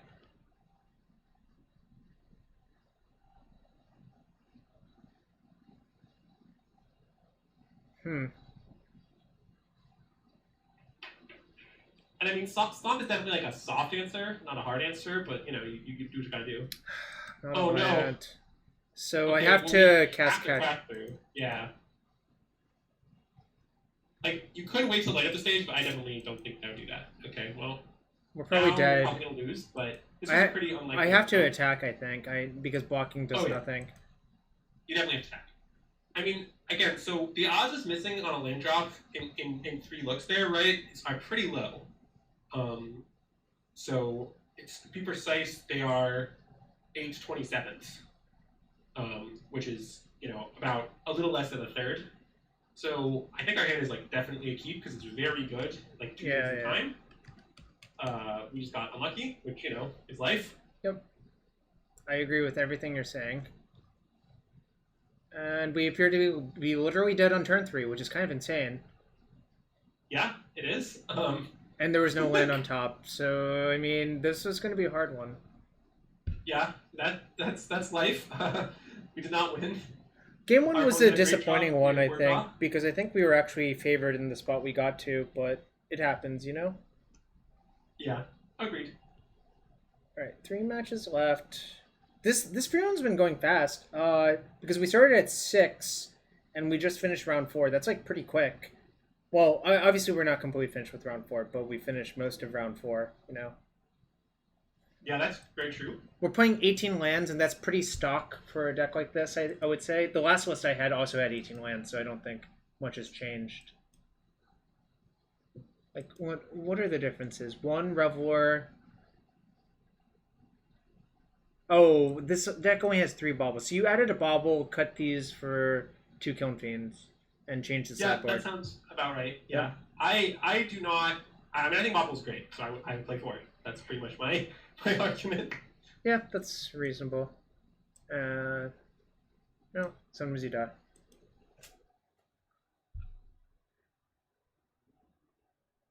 Yeah, yeah, thanks for doing the exact math. I was just estimating it. I was doing the math basically if we had 20 lands because it was easier to do in my head. But that's about what I said, roughly. Yep, so we've gotten lucky like 3 times and got unlucky once, which is about right. Getting luckier more often than not getting lucky is kind of being blessed, so it's great. Well, I don't know if we were that lucky in the match against the Heliod guy. We did win, but like we just kind of... I feel like our luck was average. What about the Blood Moon game? That game we were lucky. And what about the Curtis game? Where Curtis was just flooded both games. We were a little lucky in that one. I'd say we were about like 5% above average in that game, and like in the round where we Blood Moon, we ran like 20% above average. And then in the other round, I think we ran like the Heliod round. I think we ran decidedly average, or even a little below average. But yeah. Yeah, it's just that their deck couldn't close the door on us fast enough, even though they had like a reasonable advantage. Yeah. And I suspect, and I I mean, obviously they had a lot of pro-red things, but I do think we're structurally favored against that sort of deck. I do too, except the Soul-Scar Mage Vizier thing came up like every game, so I don't think you're supposed to side out Soul-Scar Mage for what it's worth. Wait, I don't think you're allowed to do that. Those cards are too good. Slayers, I don't know. Literally, I like I told you, I haven't played a match of Modern for 1.5 months or whatever, and actually longer than that. I think it's actually probably been like 3 months now. Now that I've redid the math. And Andrew's like, Red Prowess is great. And I'm like, sweet, I played that before. I have some useful input. We'll just play it like this. Well, actually, I wanted to cut all the Kiln Fiends, but Andrew's like, you're not allowed to do that. And Ari said something that he thinks Kiln Fiend is great, so back they went in. That's literally what happened. Yeah, Jarvis wanted to swap the Kiln Fiend in the main for the Bonecrusher in the sideboard, but then Ari informed me he liked making Kiln Fiend in Shadow. I don't know if that's right or wrong, but that's what Ari likes, so I decided that based on that comment, we had to make that then. Traverse Shadow, I guess? I mean, I'm trying to figure out where you would put Kiln Fiend in your Shadow deck otherwise. Well, it could be Grixis Shadow, and you like Thought Scour and stuff. So... Damn, we really should make a command to explain this. Alright. Okay, I don't know how to do that. No, well, what's your explanation? I'll just type it out. My explanation is that Storming Entity is a great card. In order to play Storming Entity, you have to play Gutshots and sometimes Mutagenic Growths, which are pretty bad cards in general. And Mishra's Bauble is the card to cover those. Mishra's Bauble is very good in this deck because cantrips are excellent. It's a 0-mana cantrip. And I think between that and making the mana base worse, the exchange is not worth it.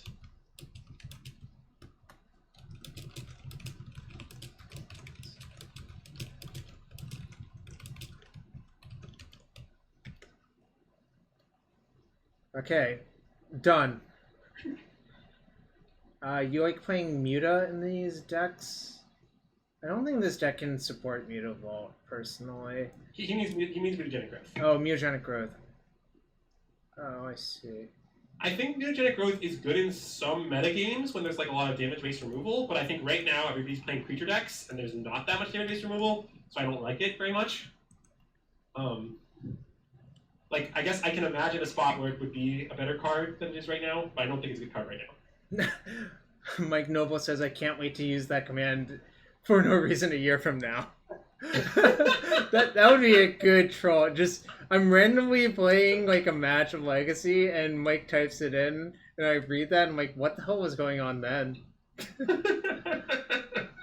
Yeah, that's glorious. To be fair, I actually feel it the same way. People have asked me about Blue-Red Delver playing this card as well, with like Manamorphose and Gutshot, and I'm just like, those cards are not very good in Legacy, I think. Like, those cards are just... Like, I think actually Manamorphose sucks in Legacy. Like, quite a bit. Okay, I mean, that makes some sense to me, but I'll mostly defer to your opinion. Well, you ever get a Manamorphose Spell Pierced? It's fucking unpleasant. Yeah. Or Dazed. That makes sense. Dazed happens a lot, too. So... I mean, I meant to try it at some point, but then the deck stopped performing, so I just didn't even bother trying it. That makes sense. Manamorphose getting dazed sounds great for the Dazer. Yeah, that's true. I'm usually the Dazer, so I'm usually happy when my opponent just like taps out for a Manamorphose. I'm like, great. That one I'm snap dazing, because that one draws them a card and it cuts off their turn.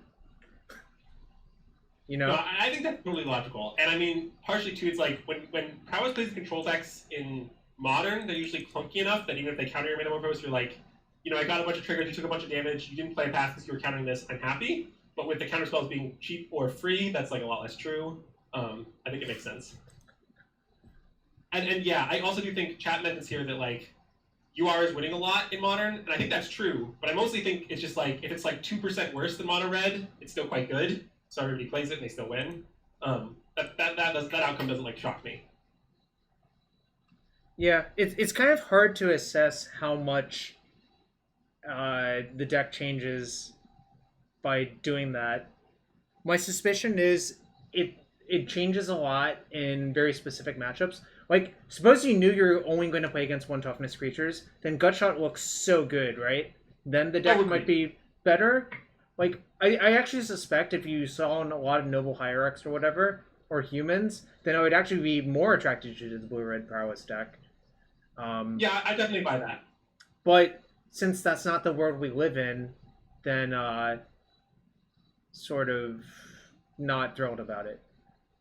Suppose you knew you were playing against mono Fatal Push decks. That's true. Stormwing being immune to Fatal Push is kind of a nice positioning of the card. I mean, I don't know. That's somewhat true, but I don't feel like your giant opponent is still going to kill it. I don't know. I'm not necessarily sure that makes it live every time. I think also, it's harder for a shadow deck to kill it, I think. Right? That's probably true. It's also true that those decks usually have 2 Bedlam Revelers instead of 3. I don't know if there's a great reason for that, but that is what most lists I've seen do. Maybe that could be changed, but that is relevant in the Fatal Push world. Yeah, I don't know. It's like, I guess we'll pull up a list and look at it real quick. Should have probably done that from the very beginning. I think Ross, that's... yeah, see, it gets stuck in their hand, and therefore, good against Thoughtseize. Well reasoned. Last match is about to start in under 2 minutes. I'm not going to bother looking at it. Alright, let's see who's in our bracket. McWinsauce is. It goes from 4 to 14, so you subtract 3. So there's an odd number of people in this bracket. I see that Yama Killer is 2-2, so he did not rally back this round. Yeah, it's unfortunate for him. Yeah, especially because we were pretty lucky to beat him. We were lucky. We were definitely lucky. I will not disagree with that. Sometimes you blood moon your opponent, and it's freaking great. Don't worry, Jarvis. I'm an expert in getting lucky in high leverage spots, I would say. Probably the most qualified person in the world on that topic. Ross also said classic lucky, Jarvis. So with our powers combined, we combined for super luck in that game. Yeah, that's true. See, when a lucky person plays with another lucky person, then the luck is just additive. When an unlucky person plays with an unlucky person, that's a multiplicative. It's just good math. Sandy Dog going to time. He's probably on blue control. Sandy dropped from this prelim at 1-3. Also, it's possible Sandy was just multi-queuing. Is more likely, I think. What if you combine with Ross? I don't know. Ross got really lucky versus me once. I think if you combine with Ross, you just get really grumpy, is what happens. Oh, that's probably true. Isn't good math repetitive? I don't know, Louis. Look, me plus Ross is definitely Grumpsville McGee. That's a technical term, by the way. I'm trademarking it. Anytime you use the term Grumpsville McGee, you owe me a Coke. Wow. High taxes. I mean, a Coke, that could be as much as like $1. It's probably more than $1 in most places now. Yeah. He's not giving me shit. That's true. Alright, we're playing against Sven, Zveter, Sven. Do you keep? This is like on the low end, I think, of hands I'm willing to keep, but I'm going to keep. This hand, I think I do mulligan like the vast majority of one-landers with this deck. I mean, four-landers with this deck. But this is a really good four-lander. We have 2 Cycling lands, and we have Swiftspear, and we have Morphose, which is like, probably the best non-creature card in our deck. Yeah. So I don't think you're allowed to mulligan this. I think I would keep. It's definitely, Our opponent is Blue-Red Delver. This hand's like decent versus Blue-Red Delver, although if this dies, it's like less good for us. I don't exactly know what Blue-Red Delver means in Modern, I will state. Okay, so this is an interesting spot. I kind of want to cast Manamorphose, but I understand that if that goes wrong, we don't get to light up the stage. Is that crazy?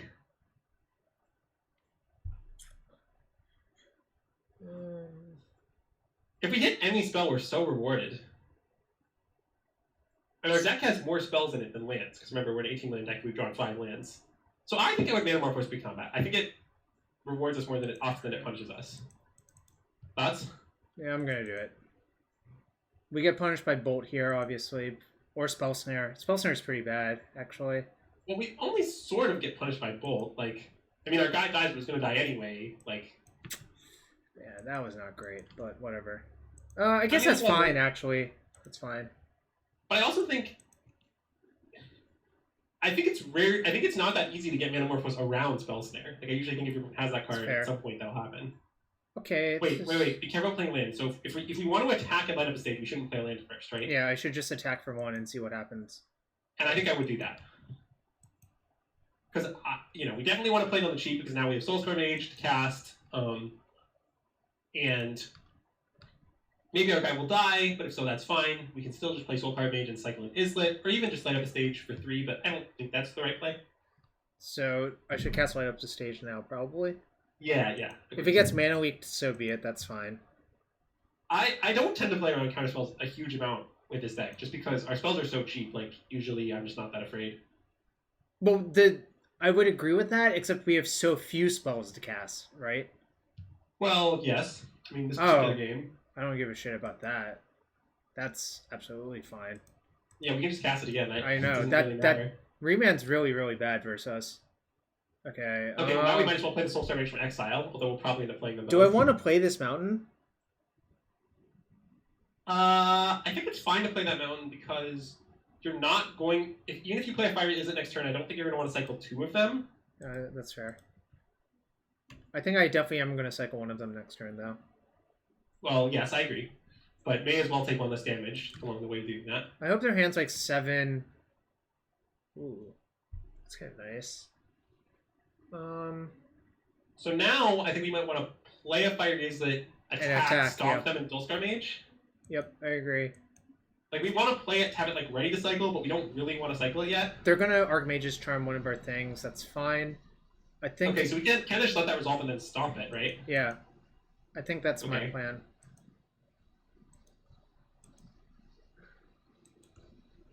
I'm not that impressed by that. It's fine, but it's not exceptional. I agree.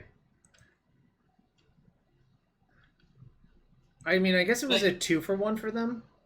Well, sort of. So, like, Bonecrusher Giant is going to be worth a card later, and we did get a Prowess out of the deal, but I guess it's mostly a 2-for-1. But, I mean, this Bonecrusher Giant, this is the sort of matchup where Bonecrusher Giant is going to be good, because I think our opponent is indeed playing some sort of Blood Moon control deck. The card Blood Moon is not very good versus us, and you can tell because we have 3 Blood Moons in our sideboard. Yeah, agreed. Okay. Our opponent definitely is smart to do that on their main phase. What card is that? The Royal Silence. Oh, okay. I just didn't recognize that art. Yeah, of course. That's some sort of special art. I wonder if I even care about it. What is it? It's Serum Visions. It +2 loot, +1 target creature gets +2/+0. The -8 is the worrisome part. It's not obvious to me that we care about that. Okay, so this turn we definitely want to cast Bonecrusher Giant, and we probably just want to cycle Islet and play the Bonecrusher, I assume, well, depending on what we draw. Okay, I think I want to play Bonecrusher off. I think Mountain, because now you have a lot of stuff to do, so like you're not gonna want to cycle 2 Islets next turn. That just isn't gonna happen. This is bad for Slagstorm, I guess, or like Anger of the Gods, but whatever. I'm gonna just take my lumps. I don't think it's fair to assume that they play those cards. Maybe they do. I'm not an expert on blue-red control lists. I guess I knew for sure our opponent had like a bunch of angers. I might not have made this play, but I definitely don't think that's fair to assume. I agree. So I'm just going to... If it happens, it happens. Look at all these secret lair Serum Visions. I've never seen this art before. Yeah, our opponent's got all kinds of crazy arts. He knows all of the secrets of the arts. But they topped and then drew with the Royal Silence. That's kind of terrifying, actually. Yeah, it is a little terrifying, but... whatever. There's nothing we can do about it, so I'm not going to stress. I agree. Ooh, their own Stomp. Okay, well, fair enough. Our guy's dead.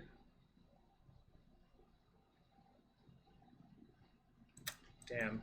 Alright, all of our shit's dead. They're at 8 life, though. We're, like, not far from... I'm going to cast... Or should I cycle the Islet first, probably? Why? If I draw a Swiftspear. Oh, But I was thinking that you're about to kill them if you cast the Crash there, right? I guess you're about to kill them anyway, but less outs? I think the Crash Crew is fine, because if you draw Swiftspear, they still die, right? Yeah, they do. That doesn't matter. Is that lethal? 3, 6, 7. No, it's 7, right? Oh, you're right, 3, 4... Yeah, sorry, I miscounted. Yes. So I'm supposed to crack this islet, I guess. Yeah.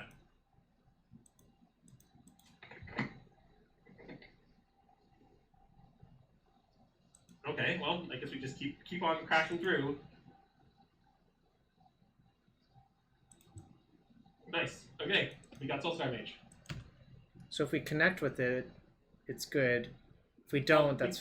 We could like, bolt the Bonecrusher and bash for a billion next turn. I guess that's kind of bad in a kill spell, but they don't have a lot of cards. Also, if they don't kill at main phase... This is not our Bonecrusher. This is our opponent's Bonecrusher. Our Bonecrusher is dead. This is their Bonecrusher. You can tell because it's the weird goofy art. Our opponent is all about goofy arts. Yeah, literally. I might have to Lava Dart that for 1, depending on what happens, but that's okay. But wait. So, hold on. There's no way damage-based removal is going to kill Soul-Scar at this point, right? It's just too big. So what happens if you just bolt the Bonecrusher and attack? Will they die? Is that lethal? So... It is lethal. If they have nothing. 3, 4, 5, 6, 7... So there's going to be 5 Prowess triggers, right? So our guy will be 6 power, and we're lava darting them 4 times for 4. Yeah. It's easily lethal, assuming they don't have anything. Now, maybe they have something, but it's hard to say. So it has to be a bounce spell or something. And the beauty here is you don't actually have to play all the lava darts, right, for damage. You just do enough that you can kill them. Oh. Does that do it? Well, now we can't. So let's see. There's no cards.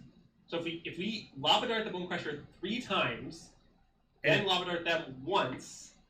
Or lava dart that once. But how big is our soul? I'm just trying to figure out if it's lethal. So how big is our Soul-Scar Mage? If we lava dart their Bonecrusher Giant 3 times, our Soul-Scar Mage will then be 6 power, right? Right. So it's not lethal. We were off by 1 to kill. Yeah. So I have to lava dart this 3 times, lava dart that once to prevent a draw 4, and just put them to 2. Right? They go to 2. Yeah. And we're gonna take 6 here, but that's fine. I don't think 6 matters.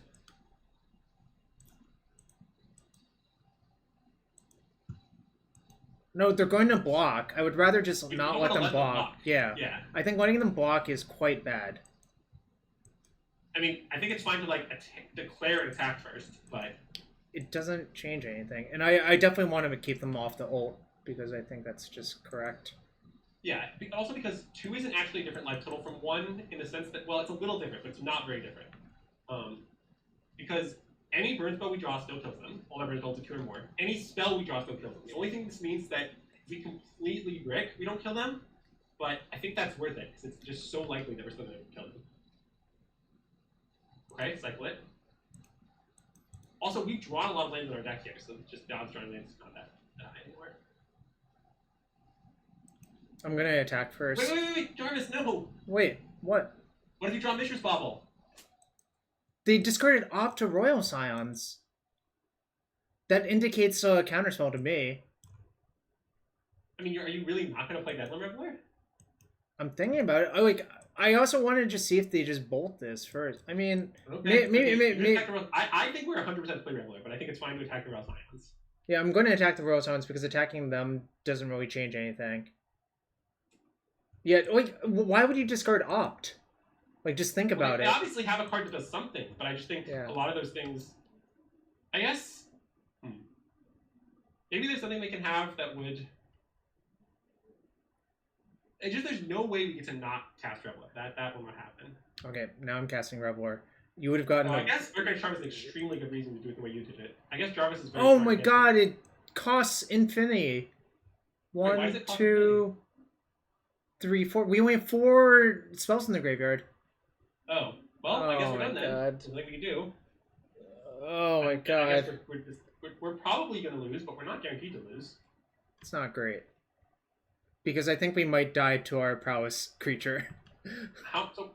So how much damage do we take from that? We take 5? Yeah. I mean, we're not So what we have to do is top deck a burn spell that resolves. And the second part of that is going to be the hard part, basically. Yeah, this was unfortunate. God, that force of negation was so good for them. Yeah, I understand that if we had held the... So Chet points out that like if we held the Lava Dars, we could have kept the Science World. No, I like our play. Yeah, I do too. Because I think that putting our opponent at 2 just gives us so many top decks that instantly end the game. I mean, yeah, we cast it. We have no luxury to wait here. I mean, I don't think it will resolve, but you never know.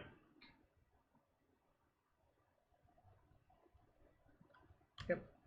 That was pretty likely to have happen. That's fine though.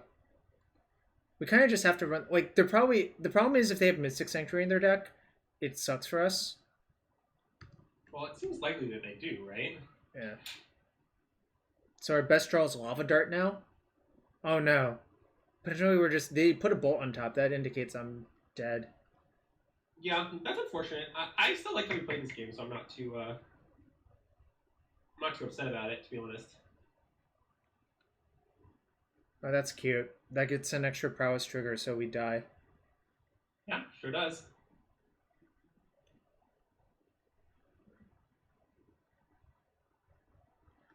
Whatever. I think this is a good matchup for us, though. Yeah, probably. They certainly like counter magic is just pretty awkward against us. I'm gonna draw this game. It's not great. That great, but so be it. I don't think I want to Blood Moon them. I don't think it's good. No, I think we want almost nothing. The only cards that I think are real considerations are: do they have Thing of the Ices we need to dismember? I guess I can check. I think we might want. I don't really know what creatures are in this deck. Do we want more Bonecrushers? I guess probably, just because they're threats. I see 0 Thing in the Ice. I see 3 Snapcaster, 2 Bonecrusher, 4 Brazen Borrower. And sideboard has another Bonecrusher and sometimes Flame Sweep and Aether Gust. Okay, I mean, yeah, I think we probably don't want the Kiln Fiends. I think we probably do want more Bonecrushers. It doesn't sound like they have enough creatures just by Dismember, so I might just do that and submit. I agree. This deck does not play much in the way of like dedicated anti-control sideboard, but that's mostly because control decks are already good matchups, and against some of them, Blood Moon is good also. So it doesn't really make sense to have that. I agree. I think generally you just like try to pummel them, and it usually works out. It didn't work out that game, but it was still close. Like, I'm going to just mulligan. This hand's I would mulligan. Yeah, I think our hand is not very good. This hand's pretty good. Excellent. I'm going to put... So it's interesting we should talk. It could be light at this stage because we don't have a burn spell to go with it to like trigger it pre-combat. And the rest of our hand is all cantrips, which are pretty good. I think I would do that. There's arguments against it, but I think that's right. Yeah, it's good to know they play Borrower though, because we definitely have to worry about that sometimes. And I would not play Turn 1 Bauble. I would just pass. Yeah. We've also now seen Spell Snare. How many spells does this deck have? 2. I don't know. They had 2 Spell Snare, 1 Spell Pierce. We just, like, obviously got sort of wrecked by it, but that's okay. Okay. Well, now they're tapping out, so this is going to be a great turn for us. Wish I had that light up the stage back, but maybe we'll just draw another one, so... Yeah. I mean, I also just think cantrips being a power trigger plus a card is just usually better than things that are not that. Yeah, I mean, you can start by bobbling, you can start by... I guess starting by Manamorphose is better, in case you draw Monastery Swiftspear, but oh, shit. You're right. I should have done that. Yeah, that was a punt. It's fine. Whatever. We messed up slightly. It's not a big deal. It's 1 damage. Well, if we draw Swiftspear, which is not likely.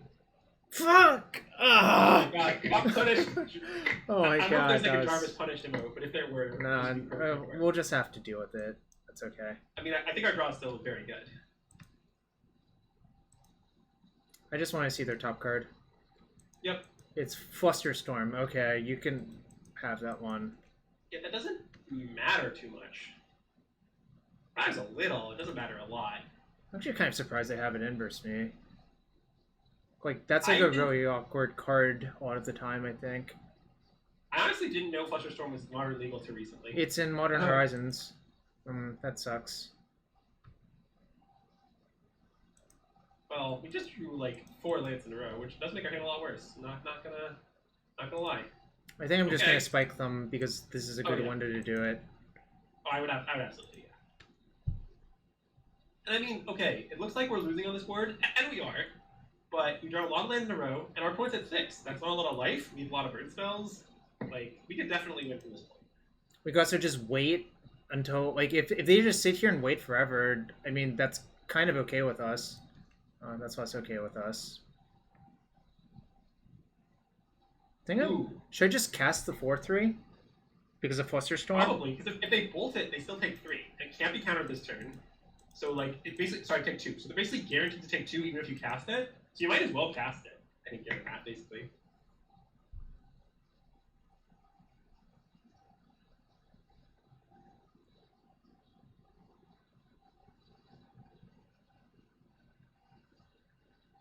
Oh man, I really hope that damage doesn't cost us. They're at 6, but they could be at 5.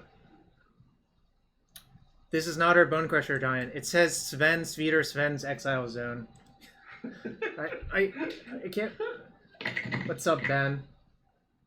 We're 3-1 down a game of round 5 of a prelim. But congrats, Ben.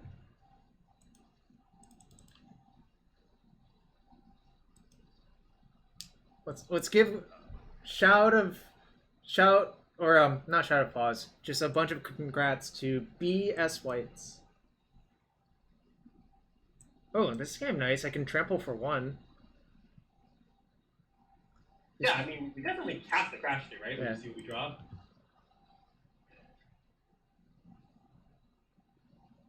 Okay, well, nice. We'll suck up the canyon and see what we draw again.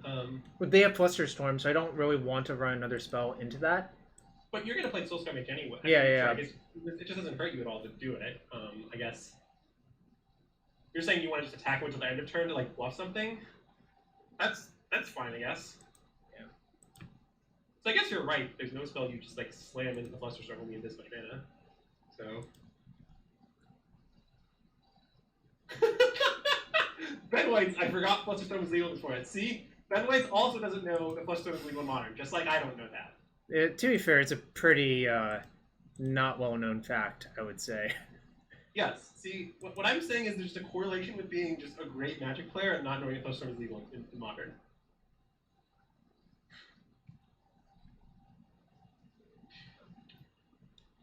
Yeah, it's kind of weird because Flusterstorm was not in Modern Horizons, like the draft format itself, so... Right, and that's what I think a lot of us know, like, the set from. Like, I yeah, of course. A huge amount. I did. I had probably like 80 plus drafts.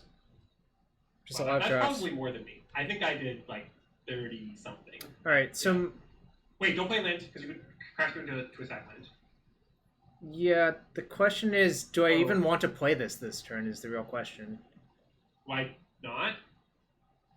I was thinking about Cryptic, but I guess that's fine. I think if they're countering our crash through, we just can't be upset about that. That's fair. I mean, maybe they need to do that, but it just... All right. Yeah, I'm just going to try to attack now. Yeah, so... And your plan, I assume, is... Okay, that's fine. My plan is to recast it now. Yeah, and I guess we just don't Bonecrusher. I do not cast Stomp because it gets Flusterstorm to every time. Well, I know. The thing you do is hard cast Bonecrusher, right? That's what I was thinking about. But I guess I'd rather Soul-Scar Mage. Yeah, I'm going to Soul-Scar Mage. Yeah, Bonecrusher is great versus Core Firewalker. Ben, we beat a Core Firewalker Auriok champion deck. That's fine. The thing is, they have no pressure on us. Like, we could just hypothetically just like sit here for a while and play like the waiting game, you know? Yeah, I mean, that's like not crazy, but we'll definitely see what we draw. I mean, so the other thing is, if we just wait until their turn, like if they tap out, we could just like stomp them on their end step because they can't force a negation then. That's true. I didn't think about that. Yeah, force. Well, I played a lot against force of negation in Legacy as well. You have to think about these things. Ooh. Okay, so what happens? You just play land and pass, right? Yeah, that's like probably right. Yeah, I think so. it is lethal, but we know our opponent has Flusterstorm, so I'm just gonna play it slow. They like kind of have to do something, right? Ooh, is this a Brazen Bar? That's a Brazen Bar. Oh wait, so can we respond to this with Stomp? Do I want to because of Force of Negation? Well, the thing is, I'm not sure. I think it's close. Yeah, I know I can play through Fluster. Well, I think you should probably respond with, like, would you rather get the Lava Dart Force? Like, you could just respond with Lava Dart. But I guess then the problem is you can't Stomp. I mean, Stomp is when we really want to... I don't know. I think I would Stomp. Yeah, I'm gonna Stomp. I don't think they're gonna tap out main phase. I think they're just gonna like end step Brazen Bars and stuff, and like be annoying. And so I just think that. And if they like, force this, that's down 2 cards for them, so it's not like the end of the world. Yeah, I mean, obviously, yeah, obviously it's still decent, but I. All right, they're at 2, so I'm just gonna put stops everywhere and see what they do. Yeah. Or we could just like wait forever. Like that's also an option. Like, them being at 2 versus this Lava Dart is not, like, the safest situation for them.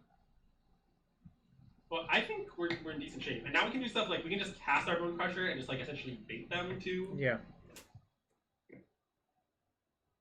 So I assume we just cast that, because, like, who cares if they counter it, right? This? Yeah. Yeah. Because I'm down for that. We have to make sure we remember that we cast it for the purposes of the Flusterstorm, but I think it's fine to cast it. I'm gonna just cast the Bonecrusher, I think. I should play a land to play around Mana Leak. Like Yeah. It wasn't in the original list, but you know, people can change lists. And people love to play like random mixes of counter spells, in my experience. You mean like that? Just love that. Yeah, just 1 Deprive. Flawless, mathematically perfect, 1 Deprive.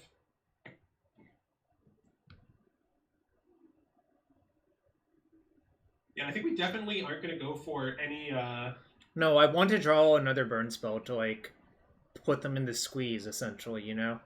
Yeah, you know exactly what I mean by the situation.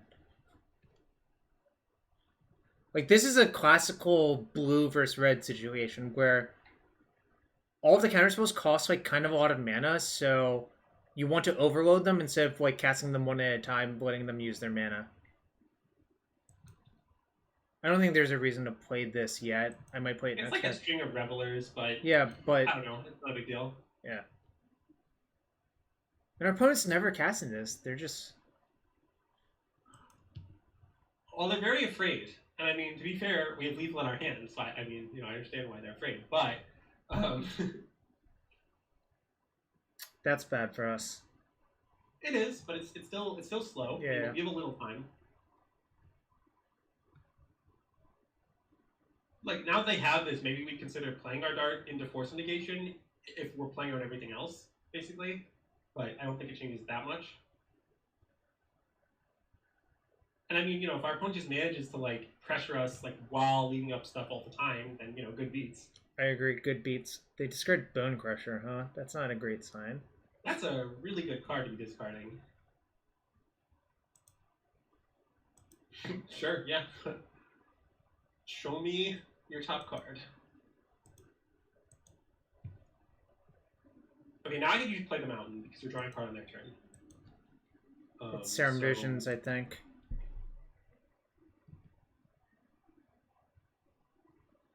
It's like if they go for EOT Bar here, I think you would Lava Dart them now they have Real Silence, but they didn't do that, so whatever.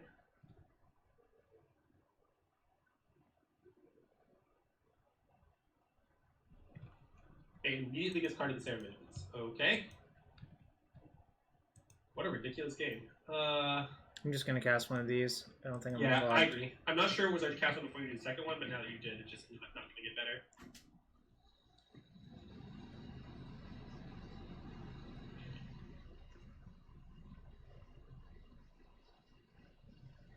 Now the question is, if they gust this, I think I just put it on top and don't even bother casting this one because of the Fluster, but... Alright, I'm not going to cast the second one because of the Flusterstorm.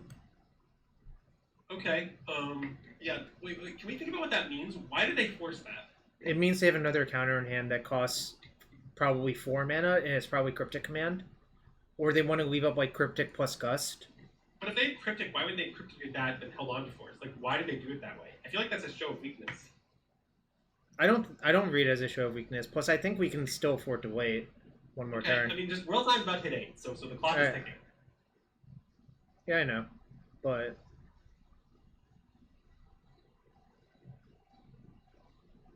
I actually think it means they have a second.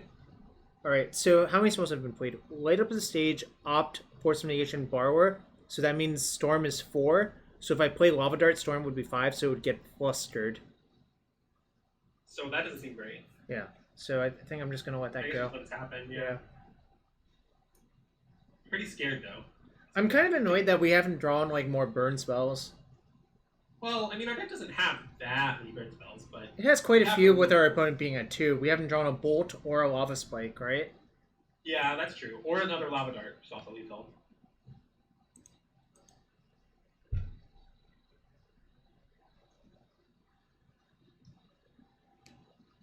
Yeah, the existence of Flush Sword is going to make this interesting. Like, it's going to encourage us to Lava Dart at EOT, but obviously you can see how much mana they leave up. I guess they're probably going to leave a bowl of it. So do you want a Lava Dart EOT now? I think we kind of have to. Because otherwise Flush Storm is going to ranch us. Yeah, and I think we're going to target them. Yeah, I'd absolutely target them. I don't think that's close. Because, I mean, I guess targeting the Royal Sign is better if they counter one half of it. But if they counter one half of it, then, I don't know, at least they're at 1. Or at least maybe we could make the second one target the Royal Scion or something. I'm kind of hoping it's just Aether Gust, because then we'll just put it back on top and see what happens. Yeah, that is definitely what we will do. Interesting. I think I'm just going to untap.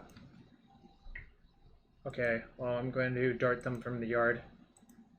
Yeah, I mean, we didn't come here to not kill them. Not I agree. Them anyway. Like, they could fluster it for 3, but... Then I'll pay 3. Yeah.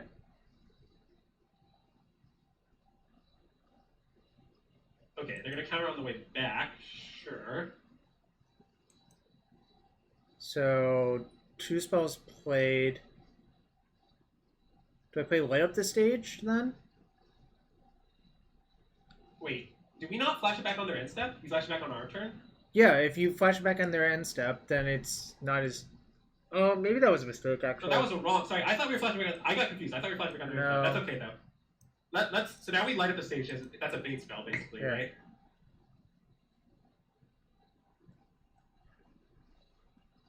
The problem is we're going to cast a lot of spells this turn. I mean, I can cast this during their upkeep, so it's not as big of a deal. I guess that gives them a crack at a lot more mana, though, is the problem, right? Yes. We definitely should have darted them in on it. Yeah, that's I'm sorry I let that pass. I somehow thought we were flashing back. It was their turn. I just got confused. Well, okay. I'm going to point this here. Point it at their face, yeah. Or am I supposed to wait until their turn because... Wait, sorry. How many spells in our yard? Is it 8? 1, 2, 3, 4, 5, 6, 7. Okay, Revelers do cost 2. Jarvis, I think you should main phase Lava Dart and just let them bluster, and then because you have a second Lava Dart on the way back, and you use so many Lava Darts. Like, yeah. Well, wait, casting one from your hand is strictly worse, but okay. No, it's not, because we'd have to discard to Reveler anyways. Oh, that's true. Okay, yeah. Because the thing is, they have to counter this twice. Like Fluster Storm doesn't actually help against Lava Dart once you're at 1. Okay, right? we navigated that maybe slightly incorrectly, but the overall philosophy was good. Oh yeah, we played the game extremely well at a macro level, and we did some micro things wrong. Yeah. But I do think it would be really funny if they stabilized that one in that game we missed 1 damage. But yeah. I don't think I change anything. I think literally we just have to hope the game goes like that again, which I think is actually pretty likely to. Yeah, I agree. Yeah, I mean, we could have more creatures and less burn, but I think the burn's pretty good, so I think this is fine. Yeah. Maybe they just don't hit their first 7 land drops to make the game look like that as well.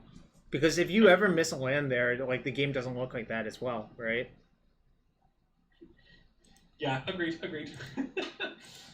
Oh man, that was a great game. We're on the draw? I'm definitely keeping this. This is a close hand, I think. But I think so.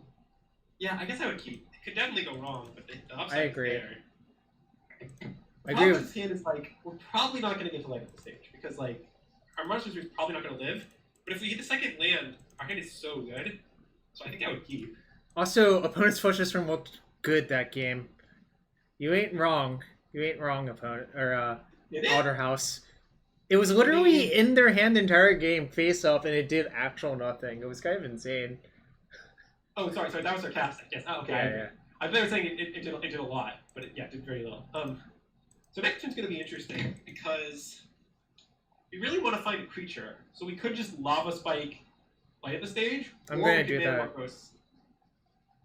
Basically, the question is, should we Manamorphose some number of times before we spike light the stage, right? I think I want to spike stage, but... And hold the Manamorphoses in case you hit exactly Swiftspear?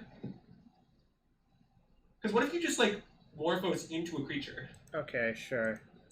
I don't know. It's tough. Yeah. No, but I still have the optionality to do the other thing you were listing. That's true, yes. Now what? Do you want to burn the second Manamorphose? I don't know. I guess I probably do, because this is a good so window. Much better to play a creature this turn than next turn, basically. It's much better to play a creature this turn, I think. And that's the problem with the Lava Spike play, is that, like, okay, well now we can dart them instead of spike them. Darting them is better. Or wait, dart kills Brace and Borrower, right? Yeah, that's true. Okay, we can spike them. Sometimes it's good to have the dart, like, in the yard ready to go, so that you can, like, save your creatures from lightning bolts and stuff. Okay, well, that's decent, at least. I mean, yeah, those. I mean, that's got to be some of the better hits we have. Although I guess Bedlam Reveler would be better than those, but those are pretty good hits. Note that our opponent has Basic Mountain in place. They can't Archmage Charm us on exactly this turn. They're going to tap out for the Royal Silence? No, they are not. Did they fetch for that Basic Mountain, or how did the Basic Mountain... They did, on turn 1 to bolt our creature. Okay, so they were trying to preserve damage, okay. Yeah. That makes it maybe less likely that they have Archmage Charm in their hand, but yeah, okay, fine.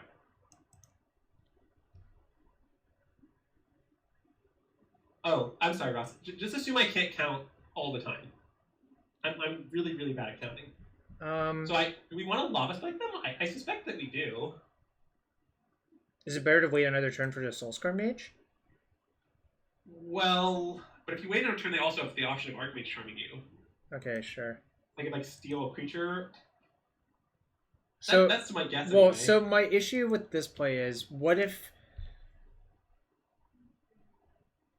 they have another bolt or, like, snap bolt, right? Then spiking, like, initiating the spike is not that good because then I don't get to cast that.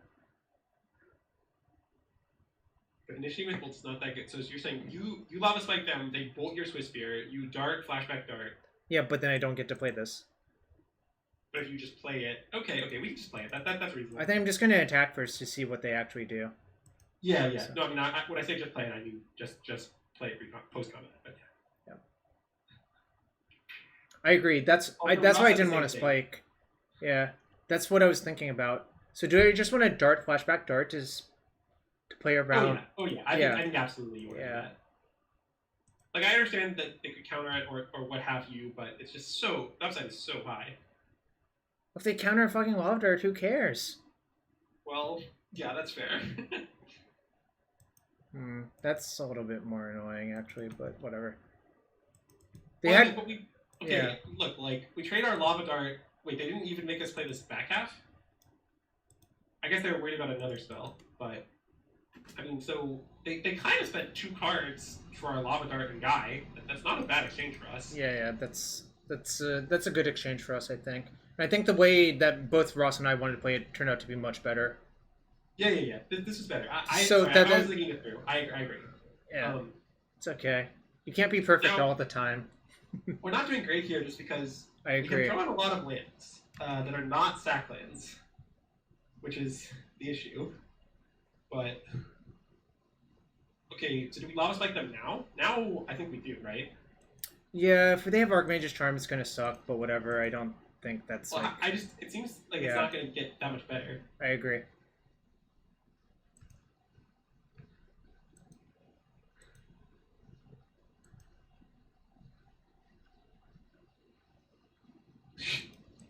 Thanks, Ross. We will attempt to draw Bedlam Reveler.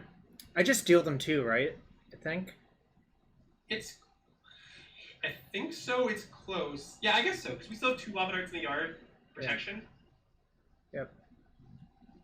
Or I mean, that's not what I. A Lava Dart to handle Lava Dart. No, I know what you meant.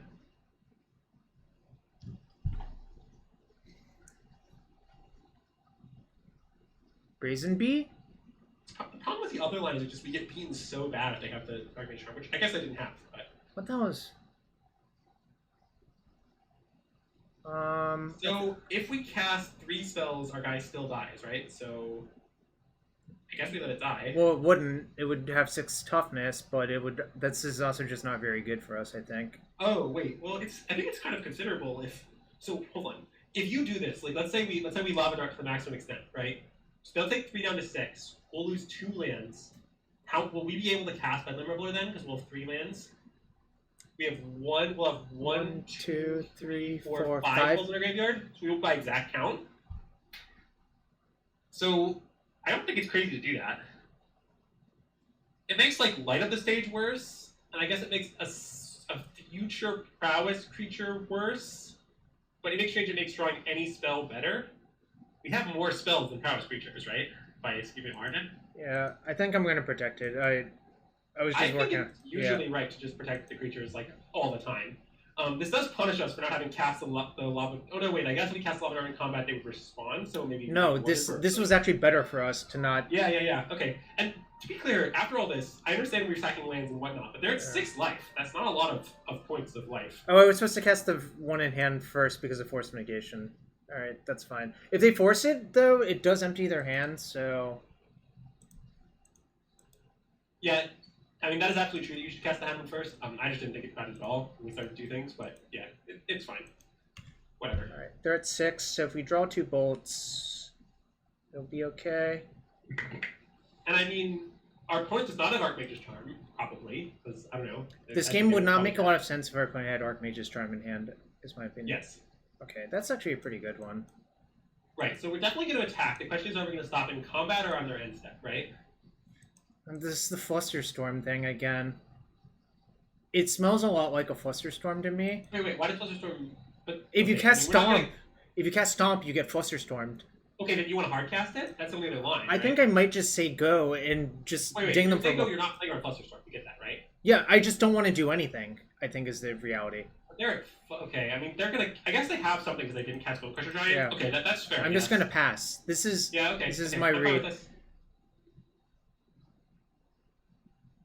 Alright, I'm going to stomp them, right? Oh yeah, absolutely. I think this is just very clearly right. Because now they're at 3, and our bolts are now all lethal. We have 6 or 8 of them. We board out any? I don't think so. No, we did not say all 8 bolts.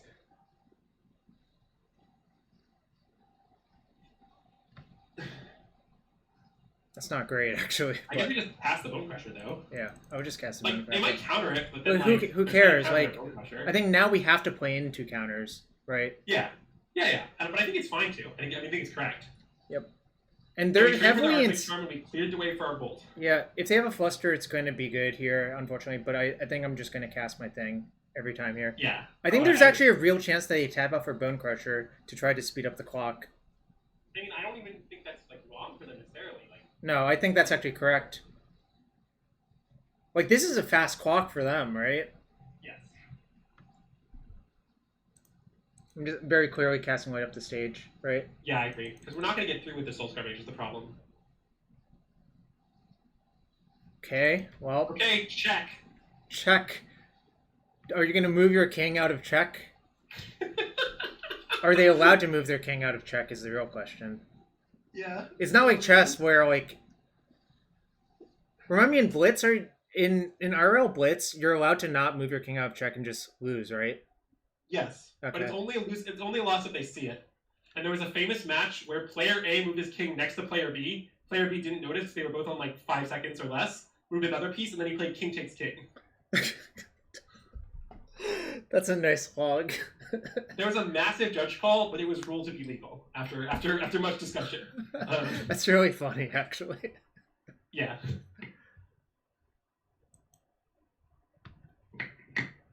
Alright, I'm casting Crash through first. Wait.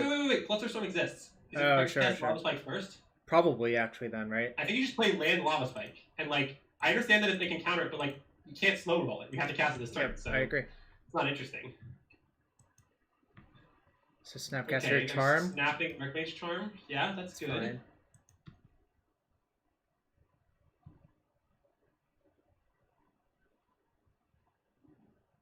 So time to play Crash Through, and then if I brick, play Soul-Scar Mage. Then are we dead on board? Because we could cycle the Sunbaked Canyon instead of playing Soul-Scar Mage. I'm not sure. It's 1, 5, 7. So no, not dead on board. We don't have to play Soul-Scar Mage, but maybe we should. I'm not sure. Okay, well wait. Now we should probably play Soul-Scar Mage, right? Yeah.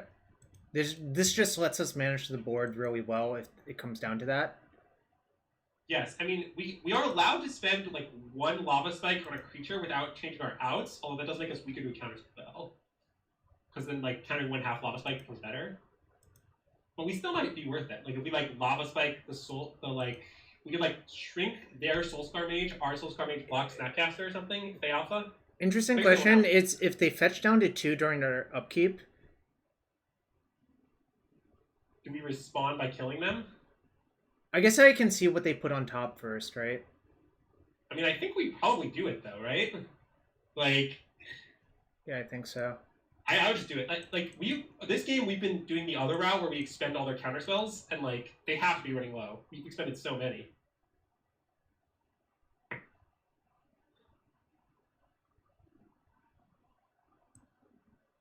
That's stomp. That's game. That's game! That's game, boys. Oh my god. Well, that was we played a lot of different types of matchups, but oh, did our opponent say something? Oh, we were the last match too again.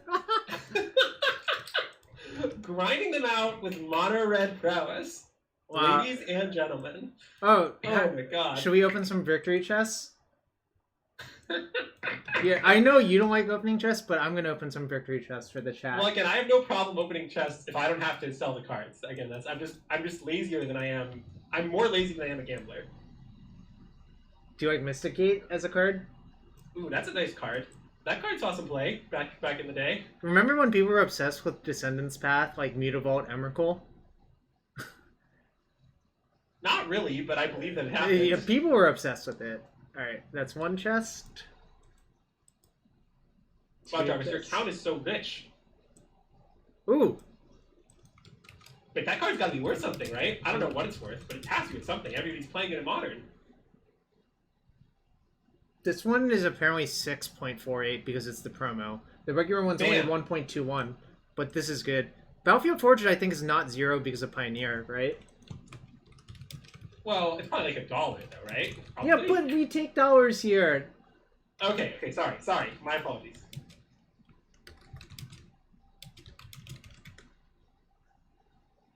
Wait, Mystic Gate is worth a lot. Is that the online price? No, that's yeah, that was the IRL price. Okay, now I understand. Okay, that makes more sense.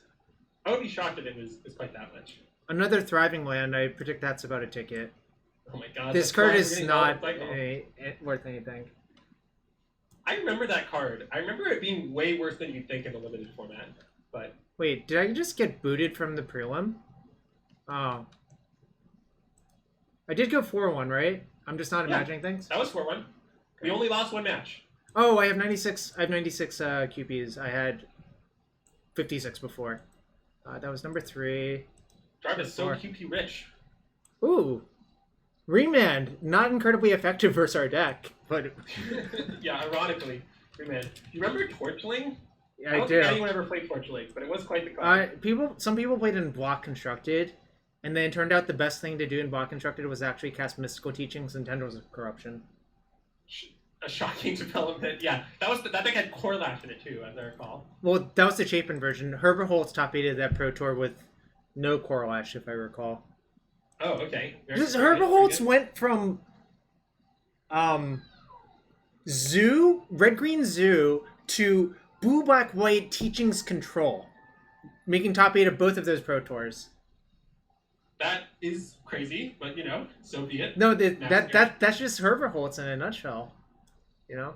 Yeah, I guess it's the master. Fair enough. No life deck seemed quite good. That's all I can. I mean, we won 8% of our matches in 5 matches. That's not a huge sample size, but the deck just still felt good, which is, I think, something I'm allowed to say as opposed to saying, oh, this deck is unbeatable, which it clearly isn't because we lost a match. Yeah, I agree it's beatable. Oh my god, this is such a fringe card. I used to know people who had a zombie Lady Scrolls creator decks, but I was never much this card also occasionally saw play to combo kill with Lab Maniac and Angel of Glory's Rise. Oh, that makes sense. But it's not. You have to put a lot of bad cards in your deck. Is the real problem. Did you see Ari's comment? Yeah, I'm not even gonna touch that with a fucking pole or whatever. All right. Well, we came out slightly ahead on this chest. It kind of petered off towards the end, but 4-1 is decent. That's all I'm gonna say, right? That's all I can. What Jarvis is saying is that he's concluded after extensive testing the deck is utterly broken and never should play. But yeah, I think I appreciate everyone coming here, and it was great to have Andrew, despite people hating on Andrew lately. Although, part of that is his fault, and part of it is just Twitter being Twitter. Yeah. Do you agree with both of those? Do you agree with both of those things? Sorry, repeat your question? Half of it is your fault, and half of it is Twitter being Twitter. Oh yeah. I mean, yeah. I think personally, I'm gonna call it quits for the night. 4 hours of Magic is a lot, and we spent a lot of time thinking. We actually did. Like our clock was in the red multiple times. Yeah, it is kind of shocking for mono red deck, but we were just playing it Mac McVitie style. Oh, your deck is very easy, but you take forever.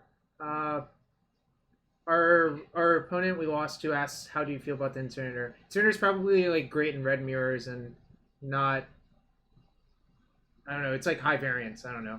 That's all I would say. Yeah. Again, I'm not too sure.